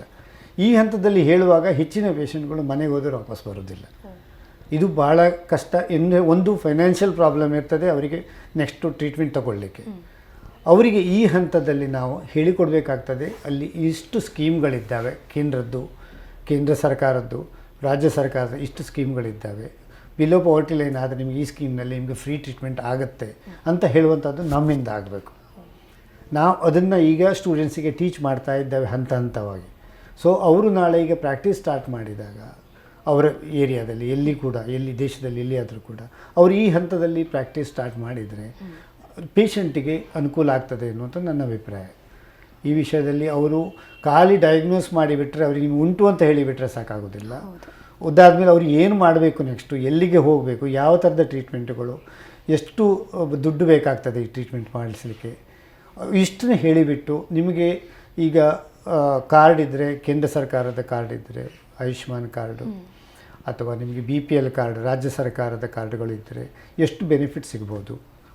ಈ 3 ಥರದ ಟ್ರೀಟ್ಮೆಂಟ್ ಇದೆ, ಸರ್ಜಿಕಲ್ಲು ಮತ್ತು ರೇಡಿಯೋಥೆರಪಿ ಅಂತ. ಎಲ್ಲ ಟ್ರೀಟ್ಮೆಂಟಿನಲ್ಲಿಯೂ ಫ್ರೀ ಆಗಿ ಟ್ರೀಟ್ಮೆಂಟ್ ಆಗೋದಿದ್ದರೆ ಅವರ ಮನೆಯವರು ಕೂಡ ಒಲಿಸ್ಬೋದು. ನಾವು 2ನೇ ಹಂತ ಭಾಳ ಕಷ್ಟದ ಹಂತ, ಯಾಕೆಂದರೆ ನಾವು ಪೇಷಂಟಿಗೆ ಹೇಳ್ತೇವೆ ನಿಮಗೆ ಕ್ಯಾನ್ಸರ್ ಉಂಟು ಅಂತ. ಆವಾಗ ಪೇಷಂಟು ಪರಿಸ್ಥಿತಿಯಲ್ಲೇ ಇರೋದಿಲ್ಲ, ಅವರಿಗೆ ತಡ್ಕೊಳ್ಳುವಂಥ ಪರಿಸ್ಥಿತಿಯಲ್ಲಿ ಇರೋದಿಲ್ಲ. ಅದರೊಟ್ಟಿಗೆ ನಾವು ಫ್ಯಾಮಿಲಿ ಕೂಡ ನೋಡ್ಕೊಳ್ಬೇಕಾಗತ್ತೆ. ನಮಗೆ ಅದು ಅರ್ಧ ಗಂಟೆಯಿಂದ 3/4 ಗಂಟೆ ಒಂದು ಪೇಷಂಟಿಗೆ ಸ್ಪೆಂಡ್ ಮಾಡಬೇಕಾಗತ್ತೆ ಫ್ಯಾಮಿಲಿಯೊಟ್ಟಿಗೆ ಕೂತ್ಕೊಂಡು, ಯಾಕೆಂದರೆ ಅವ್ರು ಬಿಟ್ಟು ಬಿಡ್ತಾರೆ. ಹಾಗಾಗಿ ನಾವು ಆ ಫ್ಯಾಮಿಲಿಯೊಟ್ಟಿಗೆ ಕೂತ್ಕೊಂಡು ಈ ಕೌನ್ಸಿಲಿಂಗ್ ಅಂತ ಹೇಳ್ತೇವೆ, ಇದನ್ನು ಫ್ರೀ ಟ್ರೀಟ್ಮೆಂಟ್ ಕೌನ್ಸಿಲಿಂಗ್ ಅಂತ, ಇದು ಬಹಳ ಕಷ್ಟದ ಕೆಲಸ. ಯಾಕೆಂದರೆ ನಾವು ಕೂಡ ಅಷ್ಟು ಎಂಪತಿ ಇರಬೇಕು, ಅವರಿಗೆ ಟ್ರೀಟ್ಮೆಂಟ್ ಮಾಡಿಸಬೇಕು ಅಂತ. ಈ ಥರದ ಒಂದು ಟ್ರೈನಿಂಗ್ ನಾವೀಗ ನಮ್ಮ ವಿದ್ಯಾರ್ಥಿಗಳಿಗೆ ಕೊಡ್ತಾ ಇದ್ದೇವೆ.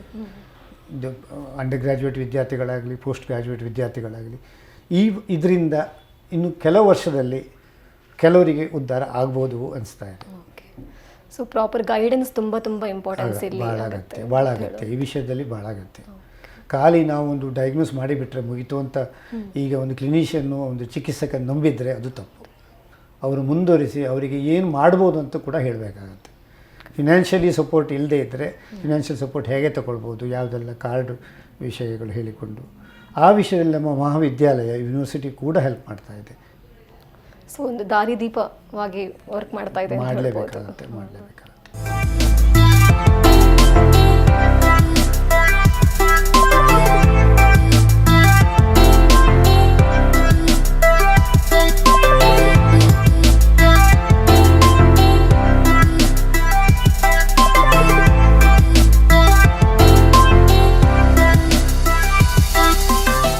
ಸರಿ, ಬಾಯಿಯ ಕ್ಯಾನ್ಸರನ್ನು ತಡೆಗಟ್ಟುವ ನಿಟ್ಟಿನಲ್ಲಿ ಏನಪ್ಪಯ್ಯ ದಂತವೈದ್ಯಕೀಯ ಕಾಲೇಜು ಕೈಗೊಂಡಂತಹ ಕಾರ್ಯಕ್ರಮಗಳನ್ನು ತಿಳಿಸ್ಕೊಡ್ಬೋದಾ? ದಂತವೈದ್ಯಕೀಯ ಕಾಲೇಜು 2017ರಿಂದ ಈ ಕ್ಯಾನ್ಸರ್ ಅವೇರ್ನೆಸ್ ಪ್ರೋಗ್ರಾಮ್ ಅಂತ ಮಾಡ್ತಾ ಇದ್ದೇವೆ. ಖಾಲಿ ಬಾಯಿಯ ಕ್ಯಾನ್ಸರ್ ವಿಷಯಗಳು ಅಲ್ಲ, ನಮ್ಮ ಡಿಪಾರ್ಟ್ಮೆಂಟ್ ಓರಲ್ ಮೆಡಿಸಿನ್, ನಾನು ಒರಿಜಿನಲ್ ಮೆಡಿಸಿನ್ ಡಿಪಾರ್ಟ್ಮೆಂಟ್, ಡಯಾಗ್ನೋಸಿಸ್ ಡಿಪಾರ್ಟ್ಮೆಂಟಿಂದ, ಅಲ್ಲಿಂದ ನಾವು 2017ರಲ್ಲಿ ಸ್ಟಾರ್ಟ್ ಮಾಡಿದ್ದೇವೆ. ಆವಾಗಿಂದ ಕ್ಯಾನ್ಸರ್ ಅವೇರ್ನೆಸ್ ಪ್ರೋಗ್ರಾಮ್ ಅಂದರೆ ಬಾಯಿಯ ಕ್ಯಾನ್ಸರ್ ಮಾತ್ರ ಅಲ್ಲ, ಸ್ತನದ ಕ್ಯಾನ್ಸರು, ಗರ್ಭಕೋಶದ ಕ್ಯಾನ್ಸರು, ಎನಿ ಅದರ್ ಕ್ಯಾನ್ಸರ್ ಕೂಡ ಅದ್ರ ಬಗ್ಗೆ ವಿಷಯದಲ್ಲಿ ಭಾಳಷ್ಟು ಅವೇರ್ನೆಸ್ ಪ್ರೋಗ್ರಾಮ್ ಕಂಡಕ್ಟ್ ಮಾಡಿದ್ದೇವೆ. ಸಿವಿಕ್ ಸೊಸೈಟಿಗೆ, ನಮ್ಮ ಏನು ಈ ಗ್ರಾಮ ಪಂಚಾಯತ್ನಲ್ಲಿ ಅಥವಾ ನಮ್ಮದು ಮುನ್ಸಿಪಾಲಿಟಿಯಲ್ಲಿ ಅಲ್ಲಿ ಯಾರಿಗೆ ಹೋಗ್ಲಿಕ್ಕೆ ಆಗ್ತಾ ಇಲ್ಲ ಅಂಥವ್ರಿಗೆ ತಗೊಂಡಿದ್ದೇವೆ. ಪೊಲೀಸಿಗೆ 2018ಇಂದ ಮಾಡ್ತಾ ಇದ್ದೇವೆ. ಈಗ ಕೂಡ ಅದು ಆಗ್ತಾ ಇದೆ. ಈಗ ನಮ್ಮ ಕ್ಯಾನ್ಸರ್ ಇದು ಈ ಒಂದು ತಿಂಗಳಿನಲ್ಲಿ ನಮ್ಮ ಮಹಾವಿದ್ಯಾಲಯ ಎಲ್ಲ ಟ್ರೀಟ್ಮೆಂಟು ಪ್ಲ್ಯಾನಿಗೆ ಫ್ರೀ ಮಾಡ್ತಾ ಇದ್ದಾರೆ. ಓಕೆ, ಅವೇರ್ನೆಸ್ ಪ್ರೋಗ್ರಾಮು ನಮ್ಮದು ಎಲ್ಲ ಕೆಳಸ್ತರದ ಈ ವರ್ಕರ್ಸ್ ಇದ್ದಾರಲ್ಲ ಅವರಿಗೆಲ್ಲರಿಗೂ ಈಗ ನಾಡ್ದು 15ಗೆ ಮುಗೀತದೆ. ಮಾರ್ಚ್ 15ನೇ ತಾರೀಕಿಗೆ ನಮ್ಮ ಯೂನಿವರ್ಸಿಟಿಯ ಎಲ್ಲ ಕೆಲಸದವರು ಏನು ಹೇಳ್ತೀರಿ ನೀವು, ಸ್ವೀಪರ್ಸು, ಅದು ಏನು ನರ್ಸಸ್, ಎಲ್ಲರದ್ದು ಟ್ರೀಟ್ಮೆಂಟ್ ಪ್ಲ್ಯಾನ್ ಮಾಡಲಿಕ್ಕೆ ಫ್ರೀ ಮಾಡಿಕೊಂಡು ಅವೇರ್ನೆಸ್ ಪ್ರೋಗ್ರಾಮ್ ಮಾಡ್ತಾ ಇದ್ದೇವೆ. ಈಗ ಅವರು ಫ್ಯಾಮಿಲಿಯವ್ರನ್ನೂ ಕೂಡ ಕರ್ಕೊಂಡು ಬರ್ಬೋದು ಈ ಟ್ರೀಟ್ಮೆಂಟಿಗೆ. 15ರವರೆಗೆ ಇದು ಫ್ರೀ ಟ್ರೀಟ್ಮೆಂಟ್ ಮಾಡ್ತಾಯಿದೆ. ಈ ವಿಷಯದಲ್ಲಿ ಭಾಳಷ್ಟು ಕೆಲಸಗಳು ನಮ್ಮ ಮಹಾವಿದ್ಯಾಲಯದ ಉಪಕುಲಪತಿಗಳು ಮಾಡ್ತಾಯಿದ್ದಾರೆ. ಆ ವಿಷಯದಲ್ಲಿ ಅವರು ಕ್ಯಾನ್ಸರ್ ಸರ್ಜನ್ ಆಗಿರೋದ್ರಿಂದ ನಮಗೆ ಅದೊಂದು ಹೆಮ್ಮೆಯ ವಿಷಯ. ನಮಗೆ ಮಾಡಲಿಕ್ಕೂ ಕೂಡ ಆಗ್ತಾಯಿದೆ ಅಂಡರ್ ಹಿಸ್ ಗೈಡೆನ್ಸ್. ಏನು ನಾವು ಕೆಲವು ವರ್ಷದಿಂದ ಮಾಡ್ತಾ ಇದ್ದೇವೆ. ಈ ವರ್ಷ ಅಂತೂ ಈ ಅವೇರ್ನೆಸ್ ಪ್ರೋಗ್ರಾಮ್ ಈಗ ನಾಡ್ದು ಜಿ ಶಂಕರ್ ಇದು ಸ್ಕೂಲು ಉಡುಪಿಯಲ್ಲಿ ಪ್ರೋಗ್ರಾಮ್ ಇದೆ. 1600 ಪೀಪಲಿಗೆ ಕ್ಯಾನ್ಸರ್ ಅವೇರ್ನೆಸ್ ಪ್ರೋಗ್ರಾಮ್ ಕೊಡ್ತಾ ಇದ್ದೇವೆ. ನಮ್ಮ ಕಾಲೇಜಿನ ಸಹ ಪ್ರಾಧ್ಯಾಪಕರು ಹೋಗಿ ಕೊಡ್ತಾ ಇದ್ದಾರೆ. ಈ ವಿಷಯದಲ್ಲಿ ನಮಗೆ ಹೆಮ್ಮೆ, ಯಾಕೆಂದರೆ ಕ್ಯಾನ್ಸರ್ ವಿಷಯದಲ್ಲಿ ಭಾಳಷ್ಟು ಕೆಲಸ ಮಾಡಿದ್ದೇವೆ.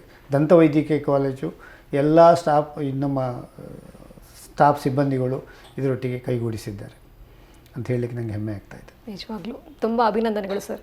ಜನೋಪಯೋಗಿ ಕೆಲಸಗಳನ್ನು ತುಂಬ ಮಾಡ್ತಾ ಇದ್ವಿ, ಕೇಳಿ ತುಂಬ ಖುಷಿ ಆಗ್ತಾ ಇದೆ, ಹೆಮ್ಮೆ ಅನ್ನಿಸ್ತಾ ಇದೆ. ಸರ್, ಈಗ ಧೂಮಪಾನ ಮಾಡುವುದು ಹಾನಿಕಾರಕ, ಅದೇ ರೀತಿ ತಂಬಾಕು ಸೇವನೆ ಕೂಡ ಹಾನಿಕಾರಕ ಅಂತ ಹೇಳಿದರೂ ಸಹ ಜನರು ಅದಕ್ಕೆ ಜಾಸ್ತಿ ಎಡಿಕ್ಟ್ ಆಗ್ತಾ ಇದ್ದಾರೆ. ಬಟ್ ಏನಂತ ಹೇಳಿದ್ರೆ ಬಾಯಿಯ ಸ್ವಚ್ಛತೆಯನ್ನು ನಾವು ಹೇಗೆ ಕಾಪಾಡ್ಕೊಳ್ಬೋದು? ಮೇಯ್ನಾಗಿ ಮೌತ್ ಕ್ಯಾನ್ಸರಿಗೆ ಬಾಯಿಯ ಸ್ವಚ್ಛತೆ ಆ್ಯಕ್ಚುಲಿ ಚೆನ್ನಾಗಿ ಮಾಡಬೇಕು ಅಂತ ಹೇಳುವಂಥದ್ದು, ಅಗತ್ಯ ಅಂತ ಹೇಳುವಂಥದ್ದು. ಸೊ ಯಾವ ರೀತಿ ಬಾಯಿಯ ಸ್ವಚ್ಛತೆಯನ್ನು ನಾವು ಕಾಪಾಡ್ಕೊಳ್ಬೋದು? ಬಾಯಿಯ ಸ್ವಚ್ಛತೆ ವಿಷಯದಲ್ಲಿ ಒಂದು ಹೇಳ ಬಯಸ್ತೇನೆ ಅಂತ ಹೇಳಿದರೆ, ಈ ರೋಗಿಗಳಲ್ಲಿ ಈಗ ಈ ಹಲ್ಲು ಇರೋದು ಖಾಲಿ ತಿನ್ನಲಿಕ್ಕೆ ಅಂತ ಆಗಿದೆ. ಕೆಲವರಿಗೆ ರೋಗಿಗಳಿಗೆ ಹಲ್ಲು ಇರೋದು ಖಾಲಿ ಚಂದ ತೋರಲಿಕ್ಕೆ ಮಾತ್ರ ಅಂತ. ಈ 2 ಹಂತದ ಕಾರ್ಯಕ್ರಮಗಳು ಬರ್ತದೆ ರೋಗಿಗಳಲ್ಲಿ. ರೋಗಿಗಳಿಗೆ ಆ ಹಲ್ಲನ್ನು ಕಾಪಾಡಬೇಕು, ಹಲ್ಲಿನ ಅಗತ್ಯ ಉಂಟು, ನಮ್ಮ ನಿರಂತರವಾಗಿ ನಮ್ಮ ಲೈಫಿನಲ್ಲಿ ಅದು ಬೇಕು ಅನ್ನುವಂಥದ್ದು ಪೇಷಂಟಿಗೆ ಅದು ಅವೇರ್ನೆಸ್ ಇಲ್ಲ ಒಂದು. ಎರಡನೇದಾಗಿ ಹಲ್ಲು ದಂತ ವೈದ್ಯರ ಹತ್ರ ಹೋಗೋದು ಭಾಳ ಕಡಿಮೆ. ನೋವು ಬಂದ ಮೇಲೆ ಹೋಗುವಂಥ ಕಾರ್ಯಕ್ರಮಗಳು ಬಿಟ್ಟರೆ ಅದರ ಮಧ್ಯದಲ್ಲಿ ಹೋಗಿ ದಂತ ವೈದ್ಯರನ್ನು ನೋಡುವಂಥ ಕಾರ್ಯಕ್ರಮಗಳು ನಾವು ವಿಶೇಷವಾಗಿ ಪಾಶ್ಚಾತ್ಯ ದೇಶದಲ್ಲಿ ನೋಡ್ತಾ ಇದ್ದೇವೆ, ನಮ್ಮಲ್ಲಿ ಅದಿಲ್ಲ. ಇವೆರಡು ಅವೇರ್ನೆಸ್ ಒಂದು ನಾವು ಕ್ರಿಯೇಟ್ ಮಾಡಬೇಕಾಗ್ತದೆ ಜನರಲ್ಲಿ. ಫಸ್ಟು ದಂತ ವೈದ್ಯರನ್ನು ಸಲಹೆ ತಗೊಳ್ಳುವಂಥದ್ದು ಪ್ರತಿ ವರ್ಷ. ನಾವು ಏನು ಸಜೆಸ್ಟ್ ಮಾಡ್ತಾ ಇದ್ದೇವೆ, ಪ್ರತಿ ವರ್ಷ ಹೋಗಿ ನೋಡಬೇಕಾಗತ್ತೆ ಒಂದು ಹಂತದಲ್ಲಿ. ಕೆಲವು ಹಂತದಲ್ಲಿ ನಮಗೆ ನಾವು ಪೇಷಂಟಿಗೆ ದಂತ ವೈದ್ಯರೇ ಹೇಳ್ತಾರೆ ನೀವು 6 ತಿಂಗಳಲ್ಲಿ ಒಮ್ಮೆ ಬಂದು ತೋರಿಸಬೇಕಾಗ್ತದೆ ಅಂತ ಹೇಳಿಕೊಂಡು. ಅದರಲ್ಲಿ ಒಂದು ಮಿಸ್ಕಾನ್ಸೆಪ್ಷನ್ ಅಂತ ಹೇಳ್ತೇವೆ. ಪೇಷಂಟ್ ಯಾವಾಗಲೂ ಹೇಳ್ತಾ ಇರ್ತಾರೆ ಡಾಕ್ಟ್ರು ಸುಮ್ಮನೆ ಕರೀತಾರೆ ಅಂತ. ಅದು ಯಾಕೆಂತ ಹೇಳಿದರೆ, ಫಸ್ಟ್ ಸೈನ್ ಅಂತ ಏನು ಹೇಳ್ತೀರಿ, ನಿಮ್ಮದು ಓರಲ್ ಹೈಜೀನ್ ಒಳ್ಳೆದು ಇಟ್ಕೊಳ್ಬೇಕು ಅಂತ ಹೇಳಿದರೆ ಬ್ರಷ್ ಮಾಡುವಾಗ ರಕ್ತ ಬರುವಂಥದ್ದು, ಒಸಡಿಂದ ರಕ್ತಗಳು ಬರಲಿಕ್ಕೆ ಸ್ಟಾರ್ಟ್ ಆಗ್ತವೆ. ಅದು ಫಸ್ಟು ಇಂಡಿಕೇಷನ್ನು ಏನು ಹೇಳ್ತಾರೆ, ನಿಮಗೆ ಈ ಅಗತ್ಯ ಉಂಟು ದಂತ ವೈದ್ಯರನ್ನ ಮೀಟ್ ಮಾಡಬೇಕು. ಸಿಂಪಲ್ ಪ್ರೊಸೀಜರ್, ಒಂದು ಹಲ್ಲು ಕ್ಲೀನ್ ಮಾಡಿದರೆ ವಿದಿನ್ 8 ದಿವಸದಲ್ಲಿ ಅದು ಸರಿಯಾಗ್ತದೆ. ಇದು ಭಾಳ ಒಂದು ಕಾರ್ಯಕ್ರಮ. ಎರಡನೇದಾಗಿ ಜನರಿಗೆ ಈ ಹಲ್ಲಿನ ಕುಳಿಗಳು ನೋವು ಬರೋವರೆಗೆ ಬರೋದಿಲ್ಲ. ಫಸ್ಟ್ ಸೈನ್ ಏನು ಹೇಳ್ತೀರಿ ಅದರಲ್ಲಿ ಸೆನ್ಸಿಟಿವಿಟಿ ಅಂತ ಹೇಳ್ತೇವೆ. ತಣ್ಣೀರು ಕುಡಿದಾಗ, ಐಸ್ ಕ್ರೀಮ್ ತಿನ್ನುವಾಗ ಜುಮ್ ಅನ್ನುವಂಥದ್ದು. ಆದ ಕೂಡಲೇ ಕಂಟಿನ್ಯೂಸ್ಲಿ ಪ್ರತಿ ಸರ್ತಿ ತಿಂದಾಗಲೂ ಆದರೆ ಅದು ದಂತ ವೈದ್ಯರನ್ನು ಸಲಹೆ ತಗೊಳ್ಳೋದು ಭಾಳ ಅನುಕೂಲ. ಇಲ್ಲದೇ ಇದ್ದರೆ ಅದು ಕುಳಿಯಾಗಿ ಮತ್ತು ದೊಡ್ಡದು ಬೇರೆ ಕಾರ್ಯಕ್ರಮಕ್ಕೆ ಹೋಗ್ತವೆ. ಮೂರನೇ ವಿಷಯ ಅಂತ ಹೇಳಿದರೆ ರೂಟ್ ಕೆನಾಲ್ ಟ್ರೀಟ್ಮೆಂಟ್ ಅಂತ ಹೇಳ್ತೇವೆ. ಡಾಕ್ಟ್ರು ಹೋದ ಕೂಡಲೇ ರೂಟ್ ಕೆನಾಲ್ ಟ್ರೀಟ್ಮೆಂಟ್ ಮಾಡಬೇಕು ಅಂತ ಹೇಳ್ತಾರೆ. ದಂತ ಕುಳಿಗಳು ತುಂಬ ದೊಡ್ಡದಾಗಿ ಇನ್ನು ಉಳಿಸುವ ಲಕ್ಷಣದಲ್ಲಿ ಇಲ್ಲ ಹಲ್ಲು, ಆವಾಗ ರೂಟ್ ಕೆನಾಲ್ ಮಾಡಿ ಉಳಿಸ್ಲಿಕ್ಕೆ ಆಗ್ತದೆ ಅಂತ ಡಾಕ್ಟ್ರ್ ಹೇಳ್ತಾರೆ. ಅದು ಮಿಸ್ಕಾನ್ಸೆಪ್ಷನ್ ಇದೆ ಜನರಲ್ಲಿ. ಇದು ರೂಟ್ ಕೆನಾಲ್ ಟ್ರೀಟ್ಮೆಂಟ್ ಅಂತ ಹೇಳಿದ ಕೂಡಲೇ ಅದು ನೋವಿದ ಕಾರ್ಯಕ್ರಮ, ತುಂಬ ನೋವು ಆಗ್ತದೆ, ಹಾಗಾಗಿ ನಾವು ಹೋಗ್ತಾ ಇಲ್ಲ. ಇದರಿಂದ ಹೆಚ್ಚಿನವರು ದಂತ ವೈದ್ಯರನ್ನು ಮೀಟ್ ಮಾಡ್ತಾ ಇಲ್ಲ. ನಾನು ಏನು ಸಜೆಸ್ಟ್ ಮಾಡ್ತೇನೆ ಅಂತ ಹೇಳಿದರೆ, ಈ ಹಂತದಲ್ಲಿ 6 ತಿಂಗಳಿಗೆ ಒಮ್ಮೆ ಆದರೂ ದಂತ ವೈದ್ಯರನ್ನು ಸಲಹೆ ತಡಿಬೇಕು, ಇಲ್ಲದೇ ಇದು 1 ವರ್ಷದಲ್ಲಿ. ಇನ್ನು ಎರಡನೇ ಹಂತ, ಪೇಷಂಟಿಗೆ ಮೆಡಿಕಲ್ ಪ್ರಾಬ್ಲಮ್ಸ್ ಇರ್ತದೆ, ಅಂದರೆ ಡಯಾಬಿಟೀಸು, ಹೈಪರ್ ಟೆನ್ಷನ್ ಇದಿದೆ. ದಂತ ವೈದ್ಯರ ಹತ್ರ ಹೋದರೆ ಹಲ್ಲು ತೆಗೆಯುವುದಿಲ್ಲ ಇವತ್ತು ಅನ್ನುವಂಥ ಇದೆ. ಅದೆಲ್ಲ ಒಂದು ಮಿಸ್ಕಾನ್ಸೆಪ್ಷನ್, ಹಾಗೇನೂ ಇಲ್ಲ. ಕಂಟ್ರೋಲಲ್ಲಿದ್ದರೆ ಹಲ್ಲು ತೆಗಿಲಿಕ್ಕೆ ಆಗ್ತದೆ. ಶುಗರ್ ಇರೋದ್ರಿಂದ ಅವರಿಗೆ ಹಲ್ಲು ಹಾಳಾಗುವ ಚಾನ್ಸಸ್ಸು ಜಾಸ್ತಿ ಇದೆ. ಶುಗರ್ ಇದ್ದವರಿಗೆ ಬೇಗ ಈ ದಂತ ಒಸಡಿನ ಇನ್ಫೆಕ್ಷನ್ ಆಗ್ತದೆ. ಅದರಿಂದ ಹಲ್ಲುಗಳು ಅಲುಗಾಡಲಿಕ್ಕೆ ಸ್ಟಾರ್ಟ್ ಆಗ್ತವೆ. ಒಮ್ಮೆ ಅಲುಗಾಟ ಸ್ಟಾರ್ಟ್ ಆದಮೇಲೆ ಹಲ್ಲನ್ನು ಉಳಿಸಲಿಕ್ಕೆ ಕಷ್ಟ ಆಗ್ತದೆ. ಈಗ ಎಸ್ಪೆಷಲಿ ಯಾರಿಗೆ ಒಂದು ಡಯಾಬಿಟೀಸು ಇದ್ದೇರೋ ಅವರು ದಂತ ವೈದ್ಯರನ್ನು 6 ತಿಂಗಳಿಗೆ ಒಮ್ಮೆ ಮೀಟ್ ಮಾಡೋದು ನಮ್ಮ ಸಲಹೆ. ಈ ಥರದಲ್ಲಿ ನಾವು ಒಳ್ಳೆ ರೀತಿಯಾಗಿ ಮೇಂಟೈನ್ ಮಾಡಿದರೆ ನಮಗೆ ಮತ್ತೇನೂ ಆಗಲಿಕ್ಕಿಲ್ಲ. ಇನ್ನೊಂದು ಹೊಸ ವಿಶೇಷ ಅಂತ ಹೇಳಿದರೆ, UK ಯಲ್ಲಿ, ಯುರೋಪಿನಲ್ಲಿ ಎಲ್ಲ ಅವರು ಈ self examination of the mouth ಅಂತ ಮಾಡ್ತಾರೆ. ನಾವು ಸ್ವಂತ ಬಾಯಿಯನ್ನು ನೋಡಿಕೊಳ್ಳುವಂಥದ್ದು. ಬೆಳಿಗ್ಗೆ ನಾವು ಬ್ರಷ್ ಮಾಡಿ ಆದ ಕೂಡಲೇ ಒಮ್ಮೆ ಕನ್ನಡಿಯಲ್ಲಿ ನಿಮ್ಮ ಬಾಯಿಯನ್ನು ನೀವೇ ನೋಡಿಕೊಳ್ಳುವಂಥದ್ದು. ಏನಾದರೂ ಕಲೆಗಳು, ವೈಟ್ ಕಲೆಗಳು, ರೆಡ್ ಕಲೆಗಳು ಏನಾದರೂ ಬಂದದ್ದಿದ್ದರೆ ಇಮಿಡಿಯೇಟು ಡಾಕ್ಟ್ರನ್ನ ಮೀಟ್ ಮಾಡುವಂಥದ್ದು. ಇದು ಒಳ್ಳೆಯ ಲಕ್ಷಣ. ಅವರಿಗೆ ಬಾಯಿ ನೋಡಿದಾಗೂ ಆಗ್ತದೆ, ಏನಾದರೂ ಆಗಿದೆ ಅಂತ ನೋಡಿದರೂ ಆಗ್ತದೆ. ಅಟ್ ದ ಸೇಮ್ ಟೈಮು ಧೂಮಪಾನ ಮತ್ತು ನೀವು ಹೇಳಿದಾಗೆ ಆಲ್ಕೋಹಾಲ್ ಯೂಸ್ ಮಾಡೋರಿಗೆ ಇದು ಒಂದು ವರದಾನ. ನೋಡೋದ್ರಿಂದ ಏನಾದರೂ ಅವ್ರು ಬೈ ಚಾನ್ಸ್ ನೋಡಿದರೆ ಬಾಯಿನಲ್ಲಿ, ಅವ್ರು ಹೋಗಿ ಡಾಕ್ಟ್ರನ್ನ ಮೀಟ್ ಮಾಡಿದರೆ ನಾವು ಟ್ರೀಟ್ಮೆಂಟನ್ನು ಇನಿಷಿಯಲಿಯೇ ಸ್ಟಾರ್ಟ್ ಮಾಡಿಬಿಡಬೇಕು. ಪ್ರಿಲಿಮಿನರಿ ಸ್ಟೇಜಲ್ಲಿ ಟ್ರೀಟ್ಮೆಂಟ್ ಮಾಡಿದರೆ ಬೆಟರ್ ಔಟ್ಕಮ್ ಅಂತ ಹೇಳ್ತಾರೆ. ಇಲ್ಲದೇ ಇದ್ದರೆ you have to go in for the some other things. ಹಾಗಾಗಿ ನಾನು ಪೇಷಂಟ್ಗಳಿಗೆ, ರೋಗಿಗಳಿಗೆ ಏನು ಹೇಳ ಬಯಸ್ತೇನೆ ಅಂತ ಹೇಳಿದರೆ, 6 ತಿಂಗಳಲ್ಲಿ ಇಲ್ಲದೆ 1 ವರ್ಷಕ್ಕಾದರೂ ಒಮ್ಮೆ ಡಾಕ್ಟ್ರಿಗೆ ಮೀಟ್ ಮಾಡಿ, ವೆದರ್ ನಿಮಗೆ ಪ್ರಾಬ್ಲಮ್ ಉಂಟೋ ಇಲ್ಲವೋ ಹೋಗಿ ತೋರಿಸಿ ಒಮ್ಮೆ. ಇದರಿಂದ ನಿಮಗೆ ಅನುಕೂಲ ಅಷ್ಟೇ ಹೊತ್ತು ಡಾಕ್ಟ್ರಿಗಂತೂ ಅನುಕೂಲ ಆಗಿದೆ. ಸರ್, ನೀವು ದೀರ್ಘಕಾಲದಿಂದ ಬಾಯಿಯ ರೋಗ ಪತ್ತೆ ಹಚ್ಚುವ ವಿಭಾಗದ ಮುಖ್ಯಸ್ಥರಾಗಿ ಕಾರ್ಯನಿರ್ವಹಿಸಿದ್ದೀರಿ. ಸೊ ಆ ಒಂದು ವಿಭಾಗದ ಮುಖ್ಯಸ್ಥರಾಗಿ ನಿಮ್ಮ ಅನುಭವವನ್ನು ನಮ್ಮೊಟ್ಟಿಗೆ ಹಂಚಿಕೊಳ್ಬೋದು? ನಾನು ಆ ವಿಭಾಗದಿಂದ 93ರಿಂದ ಇದ್ದೇನೆ. 93ರಿಂದ 97ರಲ್ಲಿ ಈ ಕಾಲೇಜಿಗೆ ಬಂದಾಗ ಮುಖ್ಯಸ್ಥನಾದೆ. ಆಮೇಲೆ ಹಂತವಾಗಿ ಈ ಒಂದು ಸ್ಟೇಜಿಗೆ ಬಂದಿದ್ದೀವಿ. ಅಲ್ಲಿ ನಮಗೆ ಎಲ್ಲ ಪೇಷಂಟ್ಗಳು ನೋಡಲಿಕ್ಕೆ ಸಿಗ್ತದೆ. ನಾವು ಆ ಹಂತದ ಪರೀಕ್ಷೆಯ ಎಲ್ಲ ಪೇಷಂಟು ಅಲ್ಲಿಗೆ ಫಸ್ಟ್ ಅಲ್ಲೇ ಬರಬೇಕು. ಹಾಗಾಗಿ ನಮಗೆ ವಿವಿಧ ಕಥೆಯ ಪೇಷಂಟು ಬರ್ತಾರೆ, ವಿವಿಧ ರೋಗಗಳ ಪೇಷಂಟು ರೋಗಿಗಳು ಬರ್ತಾರೆ. ಮತ್ತು ಅವರೊಟ್ಟಿಗೆ ನಾವು ಮಿಂಗಲ್ ಆಗಬೇಕಾಗ್ತದೆ. ಅಲ್ಲಿ ಬೇರೆ ಕಡೆಯಲ್ಲಿ ನಾವು ಟ್ರೀಟ್ಮೆಂಟಿಗೆ ಕಳಿಸ್ತೇವೆ, ಟ್ರೀಟ್ಮೆಂಟ್ ಮಾಡೇ ಬಿಡ್ತಾರೆ. ಇಲ್ಲಿ ಹಾಗಲ್ಲ, ಅವರಿಗೆ ಟ್ರೀಟ್ಮೆಂಟ್ ಮಾಡಲಿಕ್ಕೆ ಉಂಟಂತ ಹೇಳಬೇಕು. ಹಾಗಾಗಿ ನಮ್ಮ ಈ ಒಂದು ಏನು ಹೇಳ್ತಾರೆ ಮಿಂಗ್ಲಿಂಗ್ ವಿತ್ ದ ಪೀಪಲ್ ಅಂತ ಹೇಳ್ತಾರೆ, ಅದು ಭಾಳ ತುಂಬ ಇದೆ. ಎಲ್ಲ ಪೇಷಂಟ್ಗಳು ಅಲ್ಲಿಗೆ ಬರ್ತಾರೆ. ಇವನು ಬಾಯಿಯ ಕ್ಯಾನ್ಸರು ಅಥವಾ ಪ್ರೀ ಕ್ಯಾನ್ಸರಸ್ ಲೀಷನ್ ಇರ್ಬೋದು, ಅವರು ಎಲ್ಲರೂ ಅಲ್ಲಿಗೆ ಬಂದೇ ಬರ್ತಾರೆ ಫಸ್ಟು. ಹಾಗಾಗಿ ನಮಗೊಂದು ಚಾಲೆಂಜ್ ಜಾಬ್ ಅಂತ ಆಗಿರ್ತದೆ. ಮೊದಲಿಂದವೂ ಕೂಡ ಹಾಗೆ 23 ವರ್ಷದಲ್ಲಿ ತುಂಬ ಕೇಸ್ಗಳು ನೋಡಿದ್ದೇವೆ. ಅಲ್ಲಿ ಎಲ್ಲ ಕೇಸ್ಗಳನ್ನ ಹೇಳಲಿಕ್ಕೆ ಭಾಳಷ್ಟು ದಿವಸಗಳು ಬೇಕಾದಿತ್ತು. ಬಟ್ ಆದರೂ ಕೂಡ ನಾನು ಜಾಸ್ತಿ ಕೇಸ್ಗಳು ನೋಡಿದ್ದು ಅಂತ ಹೇಳಿದರೆ ಬಾಯಲ್ಲಿ ಆಗುವಂಥ ಅಲ್ಸರ್ಗಳು. ಹೆಚ್ಚಾಗಿ ಪೇಷಂಟ್ ಅಲ್ಲಿಗೆ ನಮ್ಮಲ್ಲಿಗೆ ಬರುವಂಥವ್ರು ಅಲ್ಸರ್ ಉಂಟು, ಅದು ತುಂಬ ನೋವು ಇರ್ತದೆ. ಹಾಗಾಗಿ ಇಮಿಡಿಯೇಟ್ ಬಂದುಬಿಡ್ತಾರೆ, ಡಾಕ್ಟ್ರ್ ಎಂಥಾರು ಮಾಡಬೇಕು, ಕೂಡಲೇ ಮಾಡಬೇಕು ನಮ್ಮಂತ. ಅವ್ರು ಏನೇನೋ ತಿಂದು ಅಲ್ಸರ್ ಮಾಡಿಕೊಂಡಿರ್ತಾರೆ, 15-20 ವರ್ಷದಿಂದ ತಿಂದು ಇಮಿಡಿಯೇಟ್ ಅಲ್ಸರ್ ಬಂದು 24 ಗಂಟೆಯಲ್ಲಿ ಅದು ಮುಗಿಬೇಕು, ಅಲ್ಸರ್ ಗುಣ ಆಗಬೇಕು ಅಂತ ಹೇಳಿದರೆ ಆಗ್ತಾಯಿಲ್ಲ. ಹೇಳಿದರೆ ನೀವು ಪೇಷಂಟಿಗೆ ಅವರಿಗೆ ಅರ್ಥನೂ ಕೂಡ ಆಗುವಂಥ ಸ್ಥಿತಿಯಲ್ಲಿ ಇರೋದಿಲ್ಲ. ಇಂಥದ್ದೊಂದು ಭಾಳ ಚಾಲೆಂಜಿಂಗ್ ಡಿಪಾರ್ಟ್ಮೆಂಟ್ ನಮ್ಮದು. ಯಾಕೆಂತ ಹೇಳಿದರೆ ಅಲ್ಲಿ ನಾವು ಅವರಿಗೆ ಅನುಕೂಲ ಮಾಡುವಾಗ ಹೇಳಬೇಕು, ಅರ್ಥ ಆಗುವಾಗ ಹೇಳಬೇಕು, ಅವರ ಲ್ಯಾಂಗ್ವೇಜಲ್ಲಿ ಹೇಳಬೇಕು. ಎರಡನೇದಾಗಿ ನಾನು ಹೇಳಬಯಸ್ತೇನೆ ಅಂತ ಹೇಳಿದರೆ ಲ್ಯಾಂಗ್ವೇಜ್ ಪ್ರಾಬ್ಲಮ್. ಲ್ಯಾಂಗ್ವೇಜನ್ನು ಇಲ್ಲಿ ಹೊರಗಡೆಯಿಂದ ಬಂದರೂ ಕಲೀಲೇಬೇಕಾಗ್ತದೆ. ಈಗ ಎಲ್ಲ ಕನ್ನಡದ ಪೇಷಂಟ್ ಬರ್ತಾರೆ ಅಂತ ಹೇಳಲಿಕ್ಕಾಗೋದಿಲ್ಲ. ನಿಮಗೆ ಬೇರೆ ಲ್ಯಾಂಗ್ವೇಜಿದ ಪೇಷಂಟ್ ನೀವು ಅವರ ಮಾತೃಭಾಷೆಯಲ್ಲಿ ಹೇಳಿದರೆ ಮಾತ್ರ ಅರ್ಥ ಆಗ್ತದೆ. ನೀವು ಬೇರೆ ಇಂಗ್ಲೀಷು ಹಿಂದಿ ಎಲ್ಲ ಅವ್ರಿಗೆ ಅರ್ಥ ಆಗ್ತದೆ ಅಂತ ನಾವು ಹೇಳಿದರೆ ಅವ್ರಿಗೆ ಎಷ್ಟು ಅರ್ಥ ಆಗ್ತದೆ ನಮ್ಗೆ ಗೊತ್ತಾಗೋದಿಲ್ಲ. ಇದೊಂದು ಭಾಳ ಇಂಪಾರ್ಟೆಂಟ್. ಏನು ನಾನು ಮೊದಲಿಂದ ಜಸ್ಟಿಫಿಕೇಷನ್ ಕೊಡ್ತಾ ಇದ್ದೇನೆ ಅಂತ ಹೇಳಿದರೆ, ಖಾಲಿ ರೋಗಿಯನ್ನು ಪತ್ತೆ ಹಚ್ಚೋದು ಇಂಪಾರ್ಟೆಂಟ್ ಅಲ್ಲ, ಅದನ್ನು ಏನು ಮಾಡಬೇಕು ಮತ್ತೆ ಅದನ್ನು ಹೇಳುವಂಥದ್ದು ಭಾಳ ಇಂಪಾರ್ಟೆಂಟ್. ಆವಾಗ ನಿಮಗೆ ಪೇಷಂಟು, ರೋಗಿಗಳ ಕುಟುಂಬ ಕೂಡ ಬೇಕಾಗ್ತದೆ ಈ ಒಂದು ಹಂತದಲ್ಲಿ. ಅದನ್ನು ನಾವು ಈ ಮುಖ್ಯಸ್ಥರಾಗಿ ಇಷ್ಟು ವರ್ಷದಿಂದ ಮಾಡ್ತಾಯಿದ್ದೀನಿ. 25 years ಐ ಡನ್ ದ್ಯಾಟ್. 25 ವರ್ಷದಲ್ಲಿ ಅದೊಂದು ಚಾಲೆಂಜಿಂಗ್ ಜಾಬ್ ಅಂತ ನಂಗೆ ಅನಿಸ್ತಾ ಇದೆ. ಈ ನೀವು ಯಾವ ಕೇಸ್ಗಳನ್ನು ಹೈಯೆಸ್ಟಾಗಿ ನೋಡಿದ್ದೀರಿ ಇಷ್ಟೊಳಗೆ ಅಂತ ಹೇಳಿದರೆ ಅಲ್ಸರ್ಸ್, ಬಾಯಲ್ಲಿ ಅಲ್ಸರ್ಸ್, ಬಾಯಲ್ಲಿ ಹುಣ್ಣಾಗುವಂಥದ್ದು. ಈ ಕೆಲವೊಮ್ಮೆ ಪರೀಕ್ಷೆ ಟೈಮ್ನಲ್ಲಿ ಕೂಡ ಹುಣ್ಣಾಗ್ತದೆ ಅಂತ ಬರ್ತಾರೆ, ಕೆಲವೊಮ್ಮೆ ಅಲರ್ಜಿಕ್ಕಿಂದ ಫುಡ್ ತಿನ್ನೋದ್ರಿಂದ ಹುಣ್ಣಾಗಿಕೊಂಡು ಬರ್ತಾರೆ. ಸೊ ಹುಣ್ಣಾಗಿಕೊಂಡು ಬರುವಂಥದ್ದು ಫಸ್ಟು. ಈ ಹುಣ್ಣು ಖಾಲಿ ಟೆಂಪರರಿ ಹುಣ್ಣು, ಹೀಲ್ ಆಗ್ತದೆ ಅಂತ ಪೇಷಂಟಿಗೆ ಹೇಳಬೇಕು, ಅಥವಾ ಇದು ಬೇರೆ ಅಂತ ಹುಣ್ಣು ಅಂತ ನಮಗೆ ಅಗತ್ಯ ಇರ್ತದೆ. ಈ ವಿಷಯದಲ್ಲಿ ನಾವು ಇದು ಹೆಚ್ಚಾಗಿ ಓದಿದ್ರಿಂದ ನಮಗೆ ನೋಡಿದ ಕೂಡಲೇ ಗೊತ್ತಾಗ್ತದೆ. ಹಾಗಾಗಿ ನಮ್ಮ ಕ್ಲಿನಿಕ್ಕಿಗೆ ಕೂಡ ರೆಫರ್ ಮಾಡ್ತಾ ಇರ್ತಾರೆ ಪೇಷಂಟ್ಗಳನ್ನು ಬೇರೆ ಬೇರೆ ಡಾಕ್ಟರ್ಸ್ಗಳು. ಸೆಕೆಂಡ್ ಅಂತ ಹೇಳಿದರೆ ಈ ಚಾಲೆಂಜಿಂಗ್ ಅಂತ ಹೇಳಿದರೆ ಮೆಡಿಕಲ್ ಕಾಲೇಜಿಂದ ಪ್ರಾಕ್ಟೀಷನರು ರೆಫರ್ ಮಾಡ್ತಾರೆ ನಮ್ಮಲ್ಲಿ. ಬಾಯಲ್ಲಿ ಹುಣ್ಣಾದರೆ ಏನು ಬುಕ್ಸ್ನಲ್ಲಿ ಬರೆದಿದೆ, ಬಾಯಿ ಇಡೀ ಬಾಡಿಯ ಅಂಗ ಅಂತ ಹೇಳಿಕೊಂಡು ಏನು ಬಾಡಿಯಲ್ಲಿ ಏನಾದರೂ ಕೂಡ ಬಾಯಲ್ಲಿ ಕಾಣಿಸ್ತಾ ಇದ್ದಾರೆ manifestations, reflection.